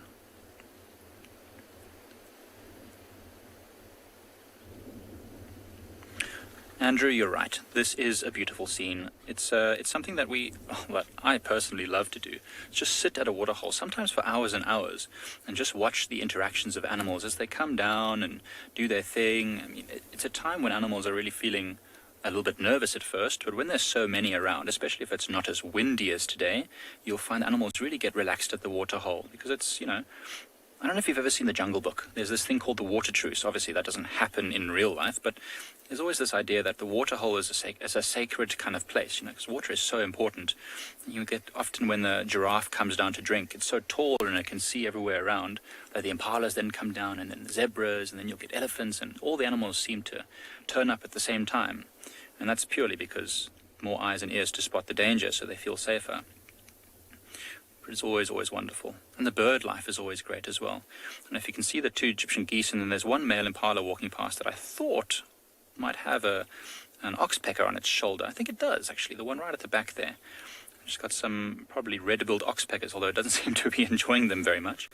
And the one right in the middle there got some oxpeckers as well. Luna's asked if impalas can swim, and they certainly can swim. I mean, they don't choose to do it for the enjoyment of being in the water, but when they're escaping from danger, I've seen many impalas, especially when they're being chased by something like African wild dogs. They often chase them towards waterholes. The impalas jump in, and they can swim like a doggy paddle type of thing across the water. It's not very elegant, but it's effective. I've seen them escape many times from dangerous situations. So Luna, that is a good question, and yes, they can. Most animals actually can swim to a degree, not very comfortably though. They wouldn't choose to be in the water. This particular waterhole we don't think has any crocodiles in it, but I'll tell you some advice. Don't ever go and swim in murky waters anywhere in Africa, because you just never know. And that is something that impalas often fall foul of, or any animals. They might be escaping from the wild dogs or cheetah or whatever, but when they jump in the water, there could be a crocodile waiting for them. Yeah. They all seem to be moving off now, dribs and drabs of them coming in. I still see a few wanting to come down and drink, but now once they've all drunk, they'll all move off together and start heading up to some place where they feel safe. They can eat some grass, some leaves, where it's hopefully a little bit more open. It's quite thick down at the edge of this waterhole, so they would only come down just to drink. All right, Dylan's got some meerkats, and he's enjoying them at the moment. Hopefully you will too.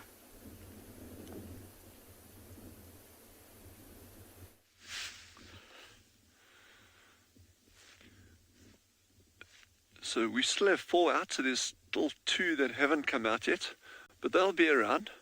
One actually popped its head out earlier, so we know there's definitely 5 here. That's the little alpha that's walking towards camera, that's closest towards the camera there now. And they keep on watching something way in the distance there. There was 2 ostriches that went over the dune earlier, but I've lost sight of them. Okay, let's see. Let's see what's attracting their attention here. That one is looking at something. Okay, it's a hornbill that flew far away in the distance. That's the thing. Always watch animal behavior and try understand the environment from their perspective. I mean, that's obviously incredibly difficult to do. But when you see meerkats standing and staring at something, they're staring for a very, very good reason. And what those 2 are looking at, there's 2 hornbills that are flying around in the far distance now. And they're kind of like, well, is that a raptor, yes or no? So they're just making sure for themselves that they know what's going on. And the same that goes for anything out here. Just don't look at an animal and say, well, that's a springbuck. Look at the behavior of the animal and try and interpret that. And you'll actually be amazed just how much more is revealed in the environment. Understanding bird sounds. Birds don't just sing because they're bored and have got nothing else to do. They sing for a particular reason. Whether it's territorial calls or alarm calls or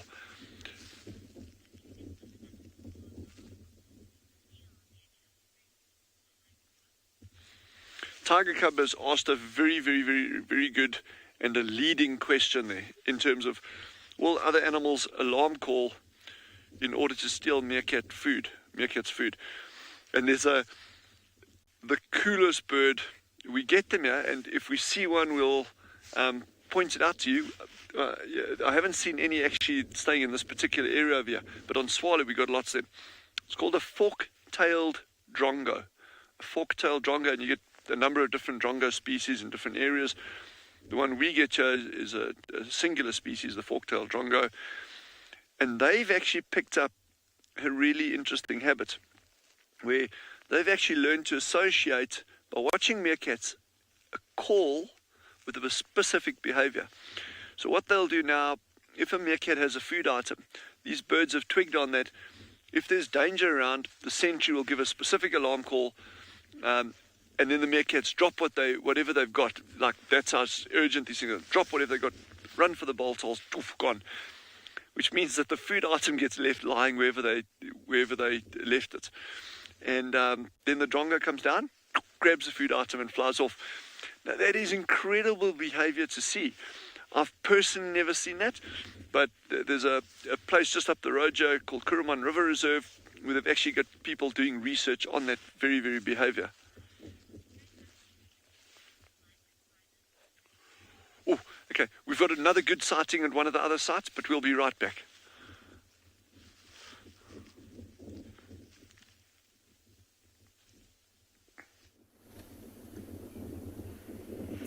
Well, just as we were about to leave the waterhole before, some elephants turned up, so we're just watching them now.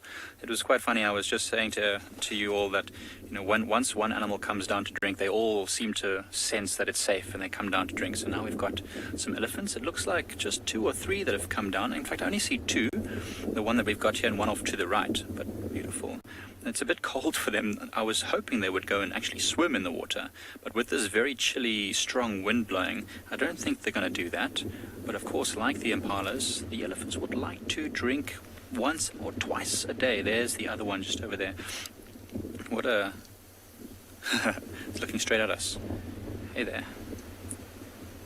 And you see, often they'll reach out with the trunk. Look at that trunk going right into the mouth. They can drink not directly from the trunk, but what they do is they pull water into the trunk like a straw, and then they squirt it into their mouth. And I watched an interesting video. People often ask me how much water can fit in an elephant's trunk, and it was quite interesting. I watched this video, and there was a 30-liter bucket of water, and the elephant sucked all of it into its trunk and then squirted it into its mouth. So I guess if it's a really, really big elephant, 30 liters can fit in there. It seems a bit crazy, but yeah, amazing. I usually say for an average size elephant, it's probably not more than about 10 liters. But still, imagine drinking 10 liters in one go, and this elephant will drink probably 10 or 12 trunkfuls before it moves off. And that's twice a day, hundreds and hundreds of liters of water. That's spectacular. Got to stay hydrated. Look what it's doing with the tip of its trunk there.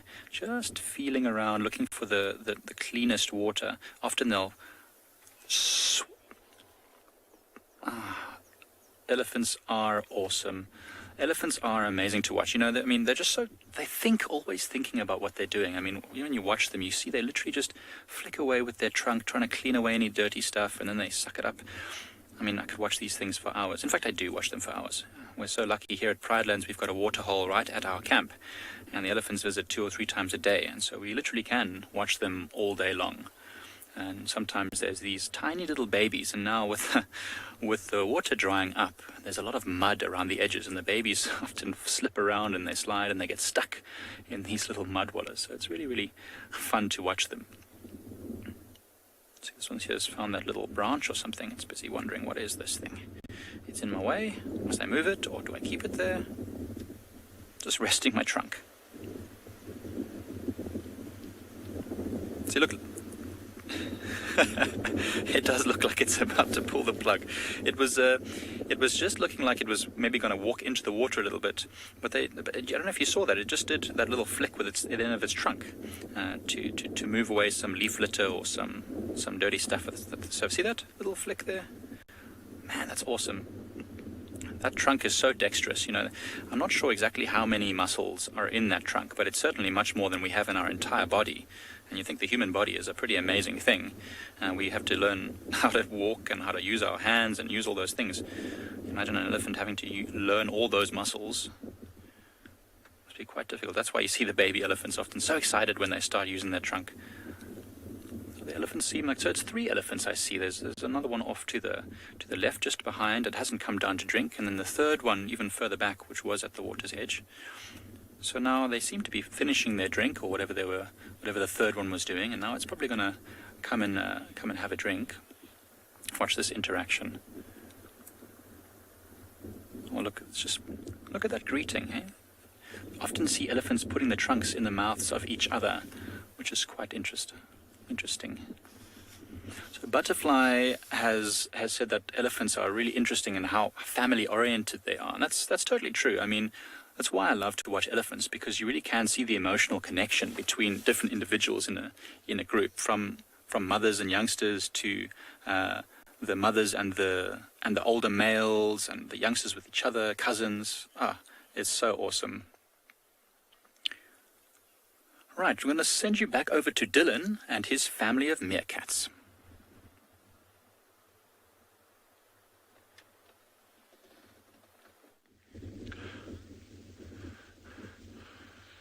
So number 5 just keeps peeking his head out. He was actually standing up just now, then he went down again.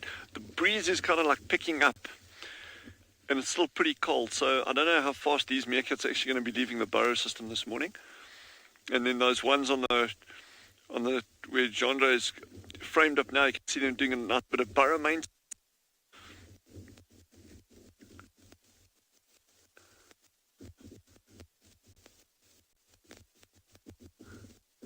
This is going to be for these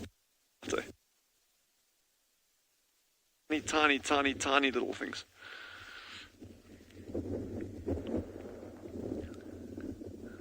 Now we've got to take bets as to what day they're going to come out on. I reckon like another 6 days. But we could be totally wrong. Remember the horses we've said before? On day 4.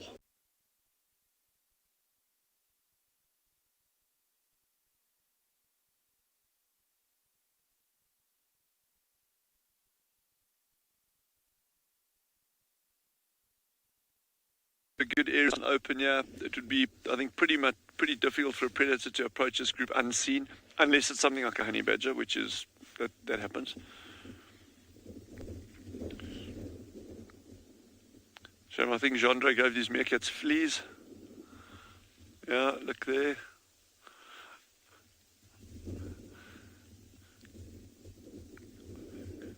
Okay, we got.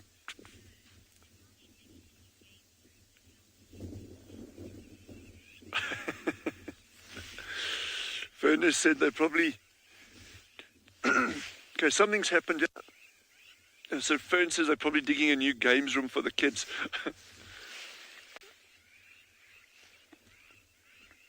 Okay, it's difficult to see, but there's a big group of birds flying in the distance there. Those are called crowned lapwings.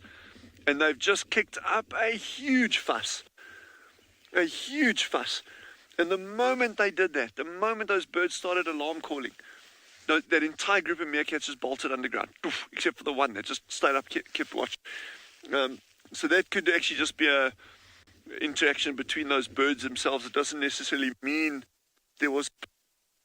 But that's exactly the kind of thing I'm talking about. It's like these meerkats are so tuned into what's going on around them that a sound like that, we shouldn't just focus on the meerkats. Because if we hear something like that going on behind us, we should just check there and make sure that we're not missing something important. Those birds nest on the ground.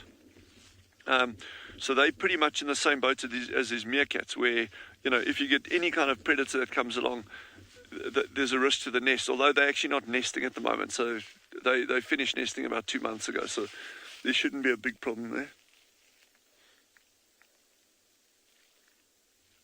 But even though it's so open here, you can get things like an African wildcat, a caracal. There's such a range of things that could sneak up on burrow systems like this. And those animals are not big, and they really...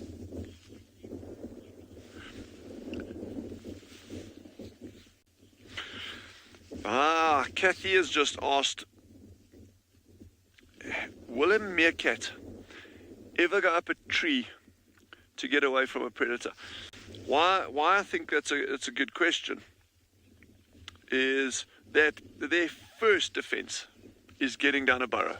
Because, whether it's a small bolt hole or a main burrow system like this, that is their primary refuge and their best chance of escaping a predator. However, if they are caught completely out in the open and they have no recourse, it is not impossible for a meerkat to actually climb up a tree to try to get away from it.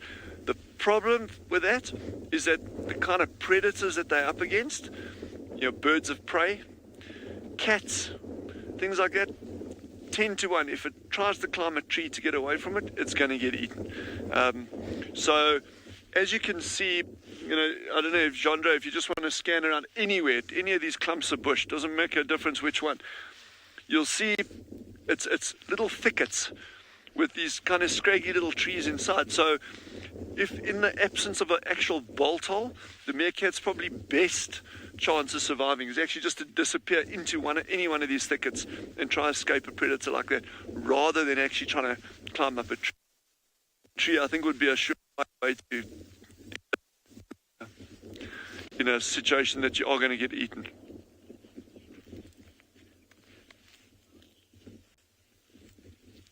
We're just going to sit here and see if they actually do go foraging this morning. The fact that they got in earlier yesterday may mean that they'll go out a little bit earlier this morning as well.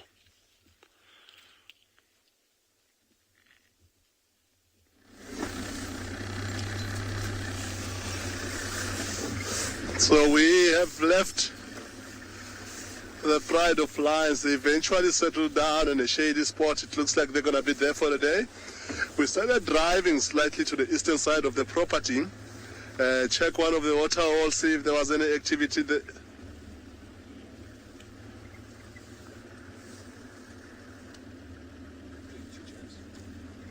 I'll send you over to James quickly.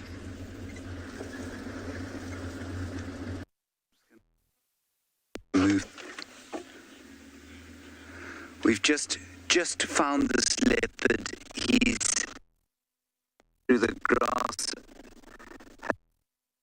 The warthog screaming. Because I can't believe a female would take a warthog like this, but the ears look like Tundi's ears.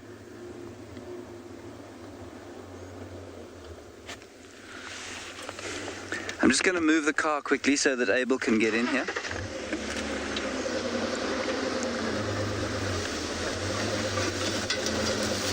Niels, can you see that? Absolutely astounding stuff. I found more leopard tracks. I was off the car listening. or looking, and there, suddenly we heard this horrible bellow from the warthog.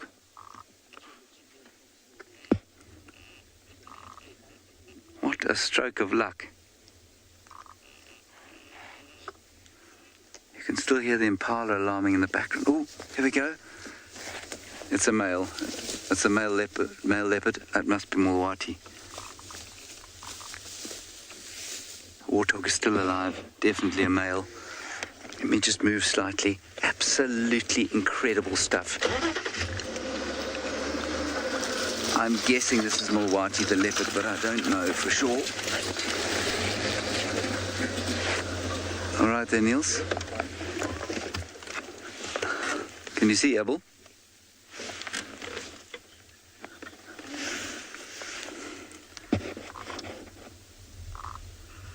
Wow, we found the male tracks and more Tundi tracks. And then when I heard this, I thought the male must have killed.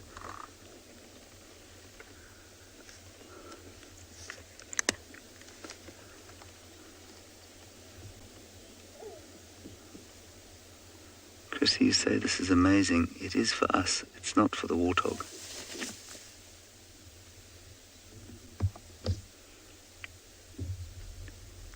For the warthog, it's deeply unpleasant.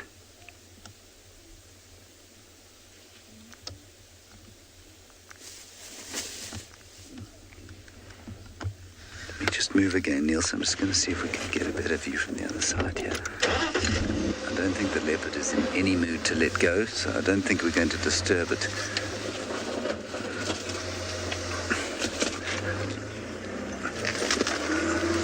Naturally, there's a rock or a log or something in the way.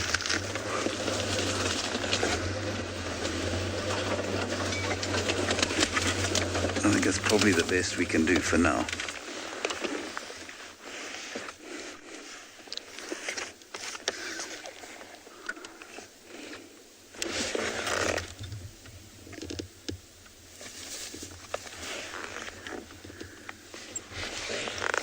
Right, Niels? Right. No, you're in the wrong place. Right. Go to the right. Oh, yeah. Sorry.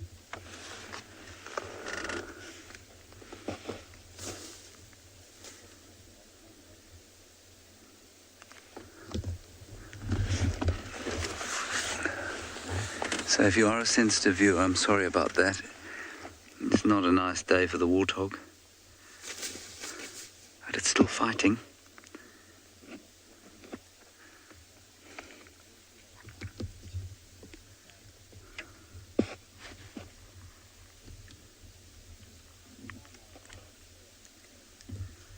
No, Debbie, you'll probably find that the mass of the warthog is the same as the leopard's. I don't think it's a very small warthog.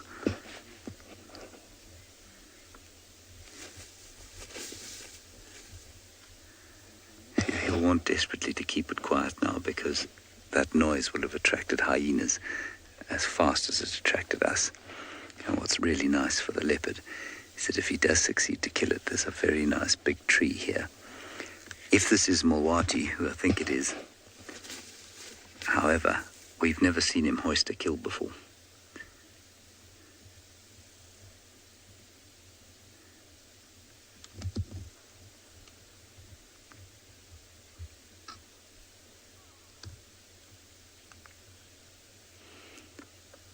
Yeah. Christy says it has very light eyes, that's why you think it's Mulwati. I'm pretty sure that's who it is.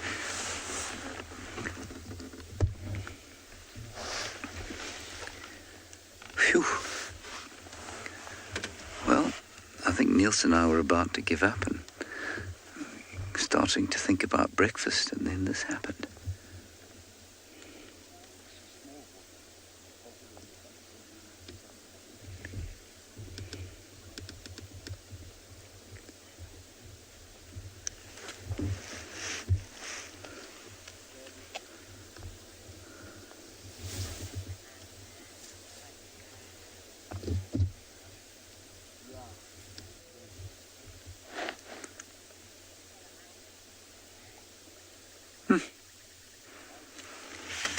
Now, I know it's not the best view, but let's just wait and see what happens.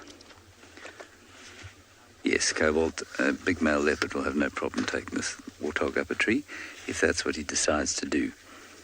I wonder, however, if this leopard may not perhaps just pull it into the sort of secluded, shaded area in the drainage line. Because, like I say, and as Tristan pointed out many times, he said, we see his tracks all the time. We never find a kill from this cat in a tree.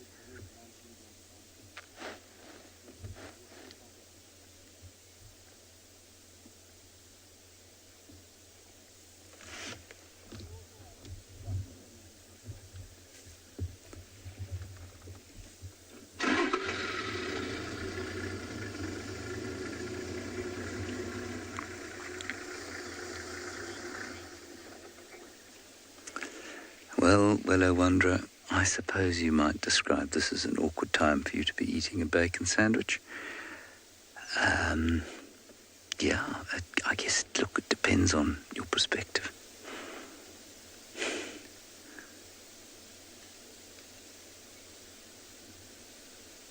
I tell you what, though, you know, and this is some of you may or may not feel this, but along the lines of what Willow Wanderer is saying is that, of course, the trauma that this warthog has experienced is probably quite similar to the trauma that the animals we eat experience. So we should probably bear that in mind. I am by no stretch of the imagination a vegetarian or a vegan, so I eat meat. But I always think it's probably a good idea just to bear it in mind when we watch something like this unfolding.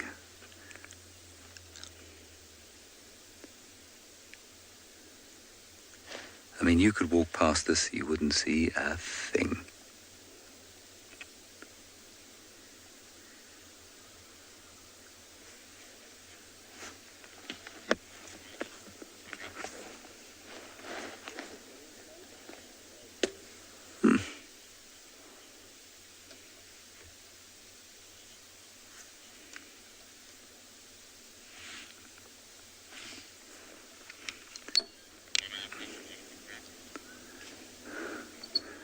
Just come off Twin Dams, just follow my tracks in south of the drainage.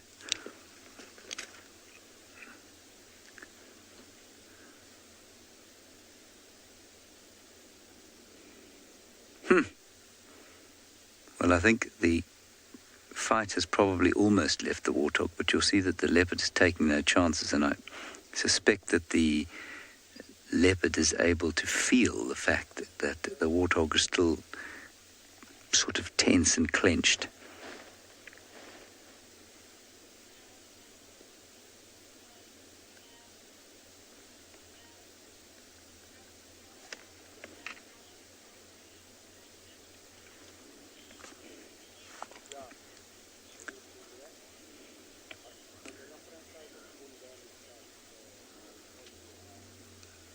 Sorry, Laurie, I'm going to ask for that question again.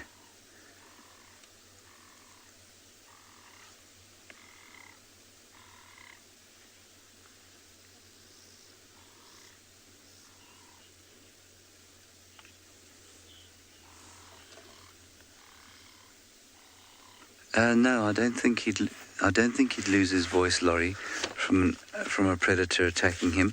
You know, from the screaming. I mean, maybe eventually. I don't think this chap did.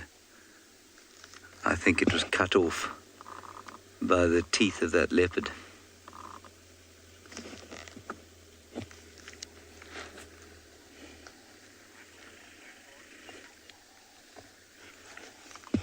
There we go.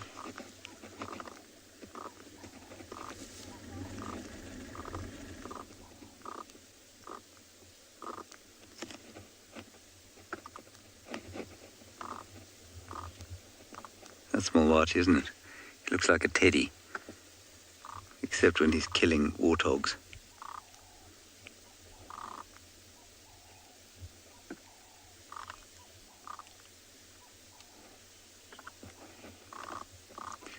So, chaps, Mulwati, warthog murderer of a Sunday.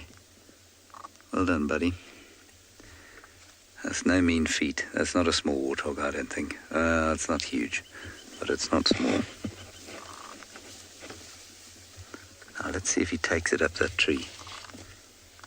There's a beautiful big marula tree close by.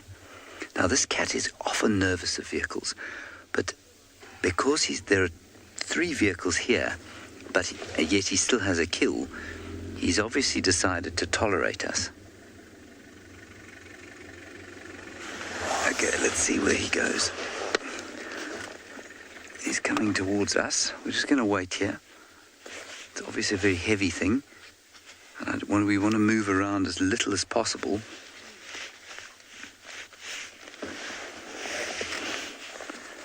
Wow. Hey?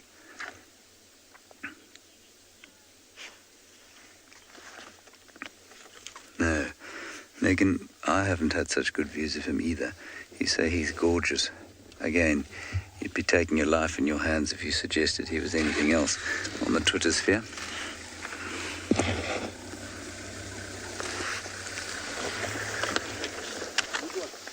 Mulwati.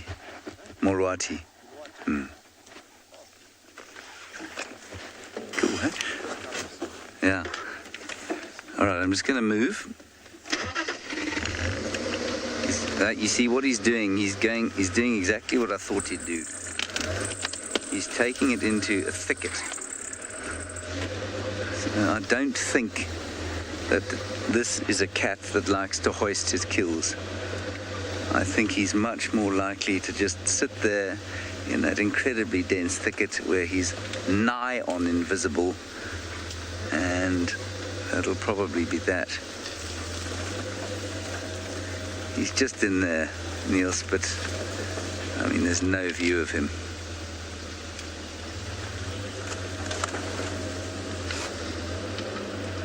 Yeah, and that's basically just pretty much confirming exactly what Tristan suspected, that he's not a cat that hoists his kills.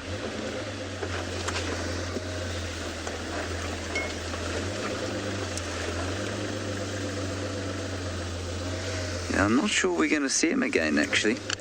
I mean, certainly not better than we have. We'll do a full sort of 360 around the sighting.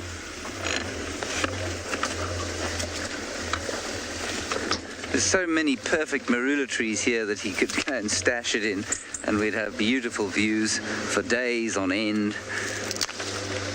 But I don't think he's going to do that for us. Maybe he will.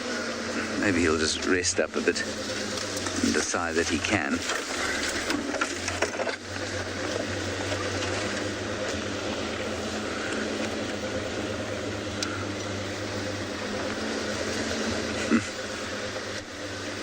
Showing Tristan that we're going to try and come back in, but I don't think Tristan's parked on this side of him. I don't think he can see him either.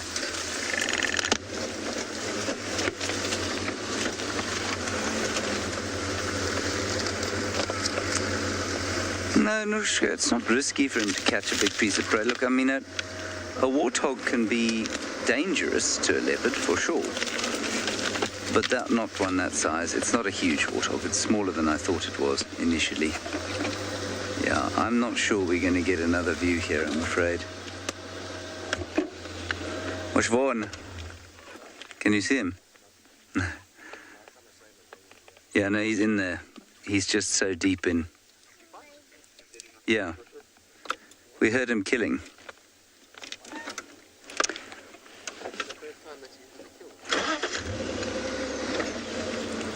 We'll just try and go around, everyone, and have a quick look, but I don't think we're going to see him again.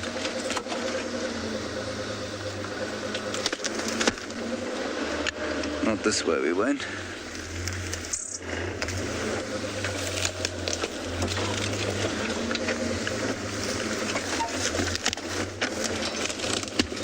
All right, I think while we try and sort this out, let's go up to the Kalahari, find out what the meerkats are doing, probably being slightly more gentle than this leopard. This is where the warthog died, basically. It was caught in here, and I'll try and get a better view. eastern side of their burrow system. There's still no huge rush for them to move out, but the little alpha female is off to the far right hand side of the frame. It's actually kind of approaching Gendre now. He'll move across to it now. She's actually coming nice and close to him. Wow. So that's her there. She's doing a lot of grooming on herself, which is quite interesting compared to the other meerkats. So I don't know what that's about, but it's just interesting to note. But they've moved across from the burrows where they came out, the burrow entrances where they came out, and it's about 12, 13 yards now that they've moved south-southeast. So I think they're probably going to go foraging in this direction.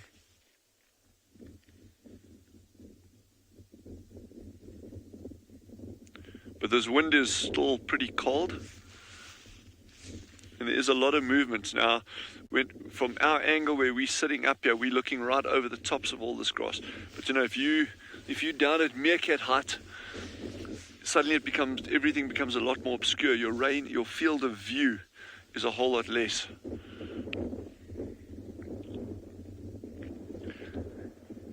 Yes, they are just adorable. Look at that. And that's probably 3 yards in front of Gendre now. Just so shows how nice and relaxed they're getting.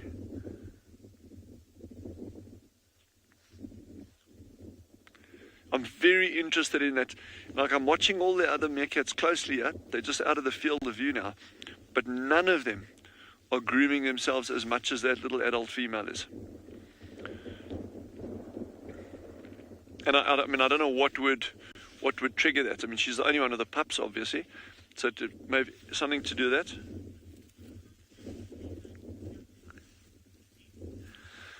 Steph has just asked, how fast do meerkats run? And he commented as well, saying, I can't imagine that they could run very fast. And yeah, you're quite right, Steph. They can't run very fast. Certainly, if you had to, and I'm not recommending it, don't try it at home, don't try it on any place you go to. But if you had to, try run after and try catch a meerkat, I think you'd battle to get it right. Number one, they're going to go down the nearest hole that they can find. But secondly, I mean, they also zigzag in that. So they're not particularly fast. They're not designed for running fast. But, you know, I guess they have enough of a turn of speed on them to get away from most things. But linking that onto the importance of these burrows and what we call bolt holes, when they're out in the field actually foraging, they try and maintain the system of bolt holes so that if danger threatens, they don't have a long way to run. And that's precisely because they can't run that fast. So they need these bolt holes. They are critically important for their survival. That meerkat is now 1 yard, just fraction. It is now exactly 1 yard in front of Gendre. Look at this. Oh my word, that's amazing. It's like, and you see, that is how amazing it is. Once you've spent that time habituating, putting the time and effort and energy into spending time with animals, look what you can get to. This is incredible. And the same with all our colleagues. I mean, that incredible kill that our colleagues have just seen with the leopard on the warthog, that habituation has been going on for years and years and years to get those animals to the point where you can follow them like that. Excuse me, where they're ignoring people, ignoring vehicles, and you can see this incredible natural behavior.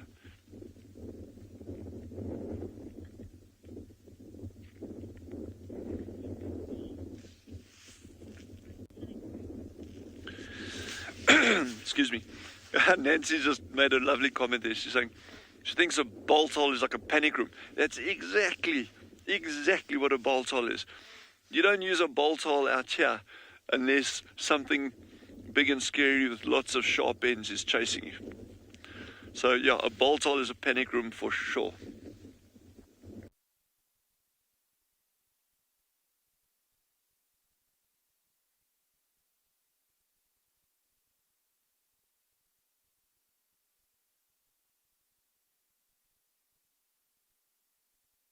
impossible predation attempts on these meerkats? In other words, are they not deriving a benefit by having us sitting here and keeping predators away? So one of our meerkatters, Veronique, she's witnessed on a number of occasions attempts on these meerkats' lives from predators. So the fact that we're sitting here and the meerkats are becoming relaxed around us, it also quite conceivably means that any predators that are operating in this area over time have also become relaxed to the presence of people.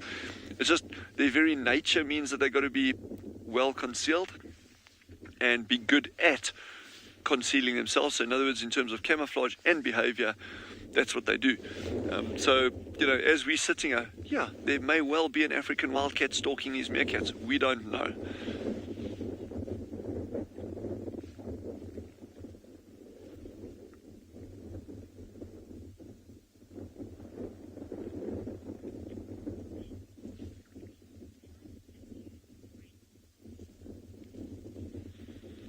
Sorry, I didn't get that comment. Brent sent a comment through, but I couldn't hear it there. Apologies.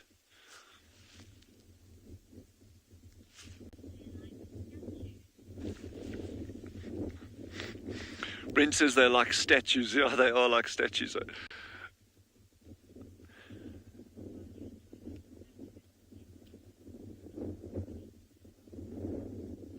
Yeah, the other meerkats are slowly starting to move in this direction. So I think they are going to go foraging soon. So we're just going to wait around for that.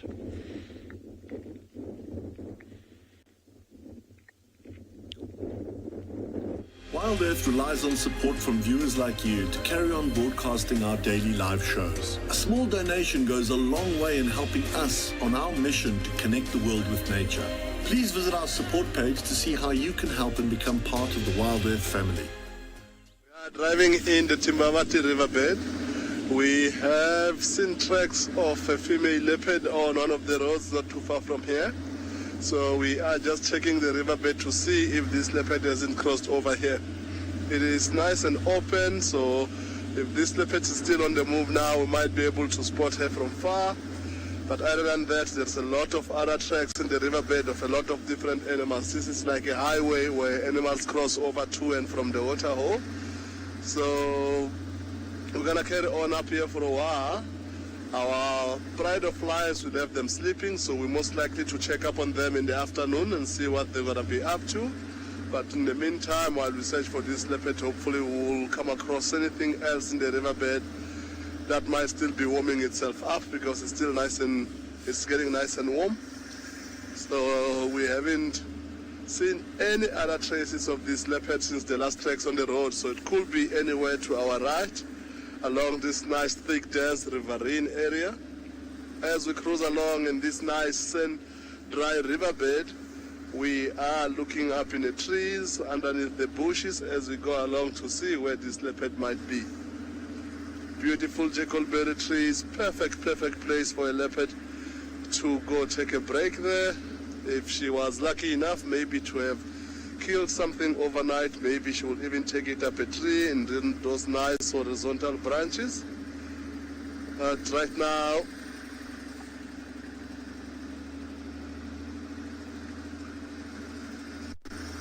so we're gonna carry on looking and see what we can get.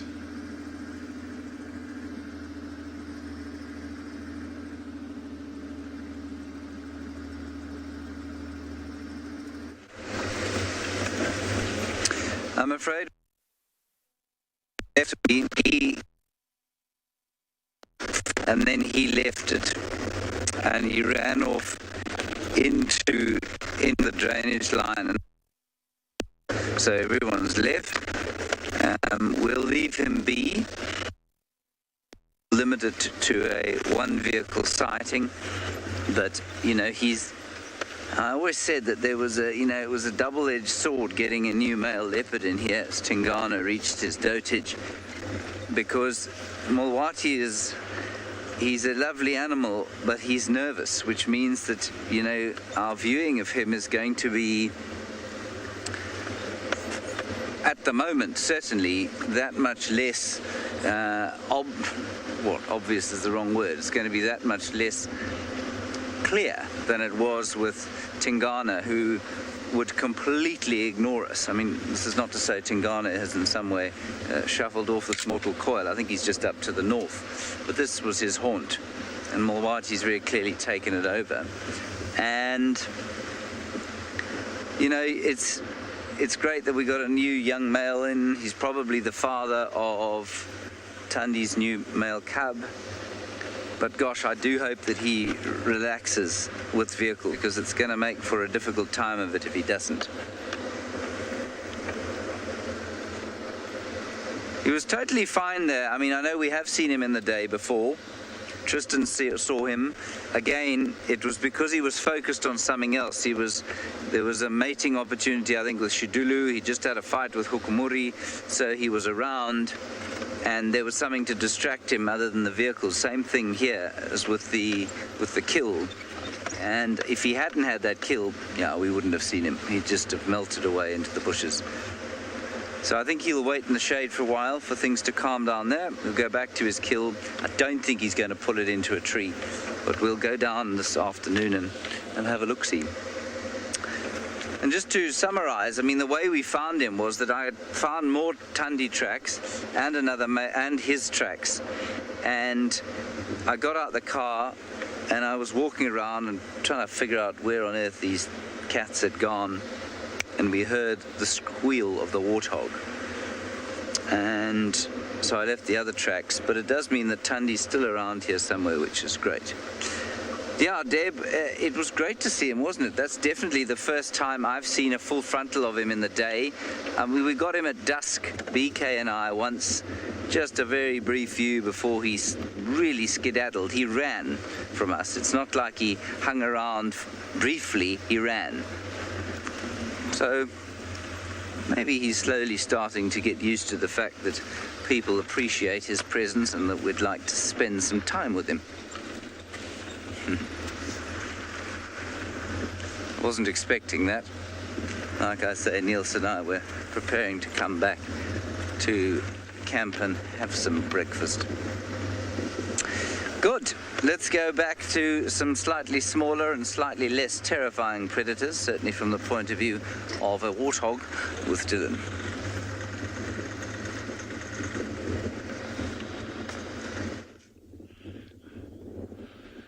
Yes, I'm so excited. We're going to be listening with half an ear to that incredible kill that that leopard had, that James got on that warthog. I mean, that's just that excitement, that raw energy, that power that goes into these things is just second to none. Eh? So these little meerkats somewhat probably less aggressive in their kill techniques than those leopards are, but nonetheless as effective. In fact, in many ways more effective than a leopard. This little one that we've got the camera trained on now, super actively foraging. It's actually digging right around remember that little plant is called an eland's bean? That's one of those big underground roots. It's foraging very, very actively around that rootstock over there. It may even pull out a grub or something. I'm still hoping that over the coming weeks we get some of them actually eating scorpions, because they are big and crunchy. Whoop, whoop, whoop. Something made them duck there. What was that? Just shows you never know what you're going to get, eh? But I think as this is just highlighted, you know, and also listening to because John and I, we can hear kind of what's going on some of the other drives and that. And just to see this incredible diversity that these places have got to offer. And it could just be a bird sitting peacefully in a tree, to a leopard kill, to the medicinal uses of a plant, to the geology of an area. It's all part of it, you know, and that's what makes it. It's not just about one species or one group of things, you know, it's this collective that adds the dynamic side to these ecosystems. And it's the inherent strength is the diversity in these systems. And it's just really fun and exciting for us to actually be able to try tease out all these little interactions. Sometimes we get it right, sometimes we don't. But the journey is what counts, and that's the fun part. You know, it's yeah. So we're just going to wait around, see what these meerkats do. And please join us again this afternoon. It's such a pleasure having you with us, and we'll have another amazing afternoon. Thank you. Stay safe.